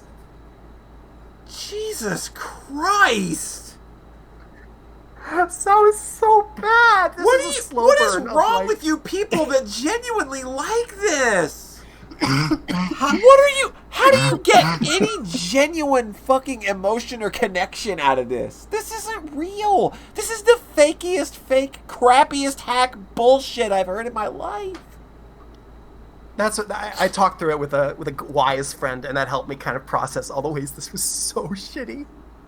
Just like, what is the overall tone of the series to where they think this is an appropriate arc to do? I have no idea. This is like that Just one. like every arc is different. This is like that one game review from way back in the day where it was for Tomb Raider 2, and the guy was like, "The story's kind of bad. What if there was a story about how Lara Croft got breast cancer?" Like, what? What? Why? What? That's exactly what Sword Art Online is doing, but for real. And again, like I said, it's the hackiest way to do it. Yeah. Because they literally just introduced this friend and made you care about it just to die. Yeah. Like they did not put anybody you know about in danger. They did not make any meaningful status quo changes. They didn't give Asuna an illness she had to face down. It was, here's a new friend so that we can kill her. Yeah. and make you feel feelings. Here, And it's so like soapy, I guess. Yeah, like this is just like emotionally manipulative as any key visual novel, really. Get dunked. And I think that was what hit it for me. It's like, because there's no through line for Sword Art Online, because it just is. There's no plan. He's just writing bullshit on his website, and then he gets bored and he just goes on to the next thing. Yeah. There's no overarching story here. He's just dicking around. So the one through line of it is a tendency to go really hard, not in the good way, but into making these large gestures towards feelings without doing any effort to earn or follow up on the consequences of them. So that's why the first season, Asuna and Kirito get married after like an episode. That's why they have a kid, and then they just don't really meaningfully follow up on that. That's why in the second arc they have all of this bullshit that is not followed. That's why the third arc they have all of this bullshit that they can't manage because you don't have an author that can write anything that's consistent because he's not interested either. Yeah, he's just dicking around writing things he thinks will be big feelings. Yeah. Like it's not just like there's a filler arc in the middle here that was not based on a Kawahara story, and it's just 3 episodes of they go into a dungeon and then fight a hard boss. And it's like, oh, okay, so this is kind of what a normal lazy writer would do with this premise. This is what Kawahara does. It's still lazy, it's still hacky, but it's not normal. It's going through that complete over-the-top soap bullshit. And then Mother Rosario goes and you can tell how proud he was of this. Oh yeah. God. Oh my god. This is so good. I tackled the real difficult subject matter of terminal illness. People can relate to that. That's a real thing that happens. People actually die. I'm David Cage. Oh my god, is it David Cage? That makes sense actually. Yeah, like that might be the right comparison. This is literally like David Cage hackiness. You wanted to say hack right away, so you. I did. I wanted to get hack out real fast because you knew what we were going for, but it's like Jesus fucking Christ, Kawahara. Jesus fucking Christ. So this season's real bad. It's real evil. It was a slow burn to me, kind of realizing the extent to how bad and hacky and evil it was. Yeah. But I'm there now. Again, welcome, place, John. Having COVID. Did they put that on the COVID website that it gives you bad taste in anime too? Is that one of the symptoms now? One of the late game symptoms is you have an indescribable need to watch Kitty Grade. Oh God. I'm sorry, Tom, because I know that I got you to watch this and that you liked it. I'm sorry to dunk. You duped him into liking it. Sorry. You duped somebody. I am sorry, Rhett. I am sorry, world. This is my penance. Sword Art Online is just thoroughly wretched. Yeah. And Symphogear is much better. Well, and there's the episode. There it is! That's a note to wrap on, isn't it? Tom says, it was fine. I've read worse. I've watched worse. I think the show's like pretty. It's like pretty well produced. Even when there's no action. I don't know. I like the girls' designs sometimes. I like them. I don't know. There's nothing here. It's terrible. Don't watch Sword Art Online. I might watch Alicization in like a year. Once you catch the 2021 virus. Yeah. Well, let's catch that. There you go. That'll be right. It might happen, or I might be free. It's just the same way I might play another Suikoden game at some point. It's just, who knows? Hey, you might even watch another Symphogear season at some point. Yeah, that is a level up. Thank you. I'm sorry to end on a evil note. Right. Well, you could talk a little bit about ReZero. That's true. light at the tunnel. I won't dwell on it because I haven't finished it yet. Yeah. I literally was just like staring down barrel of a gun, just like do it. No, sorry, that's a tasteless. I'm sorry, it's Sword Art Online is making me tasteless. I was just like You were peering over the start- cliff, about to watch Sword Art Online 3. That might also be tasteless. I'm not sure. I was thinking about watching Sword Art Online Season 3, just keeping the train going. Yeah. And then I thought, or Path of Light, watch ReZero, because that's also an isekai. It's also about a cool boy, also has lots of cool girls. It'll give me everything I want while also being fun. And it has just been night and day. It has drama and jokes and energy. It's weird how when you put a competent writer behind a concept, you can actually come out with a pretty good product at the end. Mm-hmm. It's just a good story with people I care about, and there's like, oh, I'm having such a good time. I got to the episode Rhett really wanted me to get to, and it was just like this extremely exposed nerve, raw meltdown, and the follow-up to it, and it was just extremely moving and extremely good. And I'm really excited to see more of this, and I'm excited to watch the second season, which just started airing. So Which means wait like half a year or more, unfortunately. Yeah, I know. So, Cyrus says a loss of taste is associated with Oh COVID. my god. That's pretty good riff right here. That's pretty good riff on COVID right there. Oh my god, it's so funny when people actually manage to do original COVID jokes. Because you don't see a lot of them because everyone makes all the jokes right away. Yeah. Get it out of your system. And then you come up with those really late game ones that are just the solid bangers.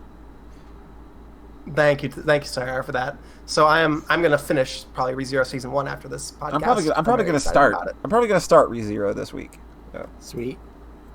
Cool.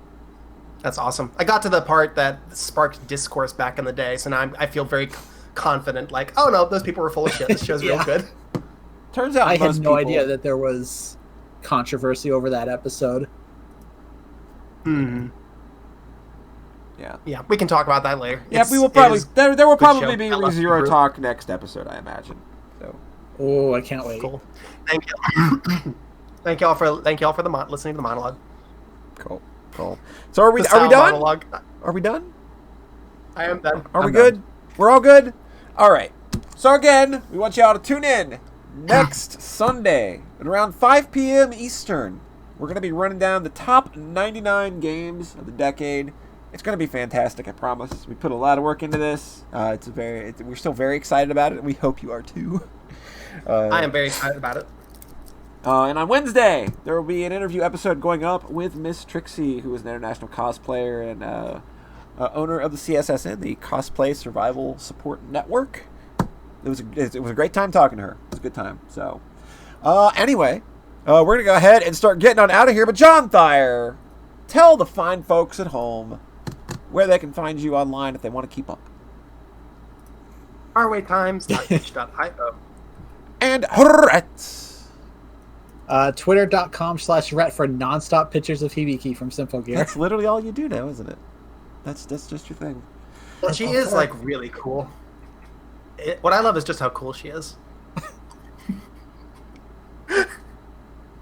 And remember, we are the podcast that loves you. We're the only ones that think you're cool. All right, folks. Thanks for coming out. Thank you for the support. As always, we will be back, of course, with another podcast. Like I said, next Sunday, 5 p.m. Eastern, with the games of the decade. I will be starting the next arc of Higurashi tomorrow night, probably at around 6:30. So we'll be there for that. And I'm going to look for someone to shoot you all on over to. So let us see who be streaming. Who be streaming what? Hopefully somebody's streaming that new Sword Art Online game. I can send you to them. That'd be funny. Boop, boop, boop, boop, boop, boop, boop, boop, boop. I watched some gameplay from one of the games, and it's literally made to look like an MMO, like with all the It's UI garbage. it's really bad. Like, those games are not good. Like, I don't know why people, Which is funny. I don't know why people Boy. even play them for a meme. It's just like, it's not fun. Elrock's over here. I mean, They're just really invested there's in the people Sword who Art watch the universe. show on, ironically. Yeah. Elrock's over here doing some Simpsons Arcade Expert Percent PS3 attempts for 1cc's. So I'm going to send y'all on over there. So I will catch you all next time. Stick around for the host and all that fun stuff, and we'll catch you then. See you tomorrow, folks.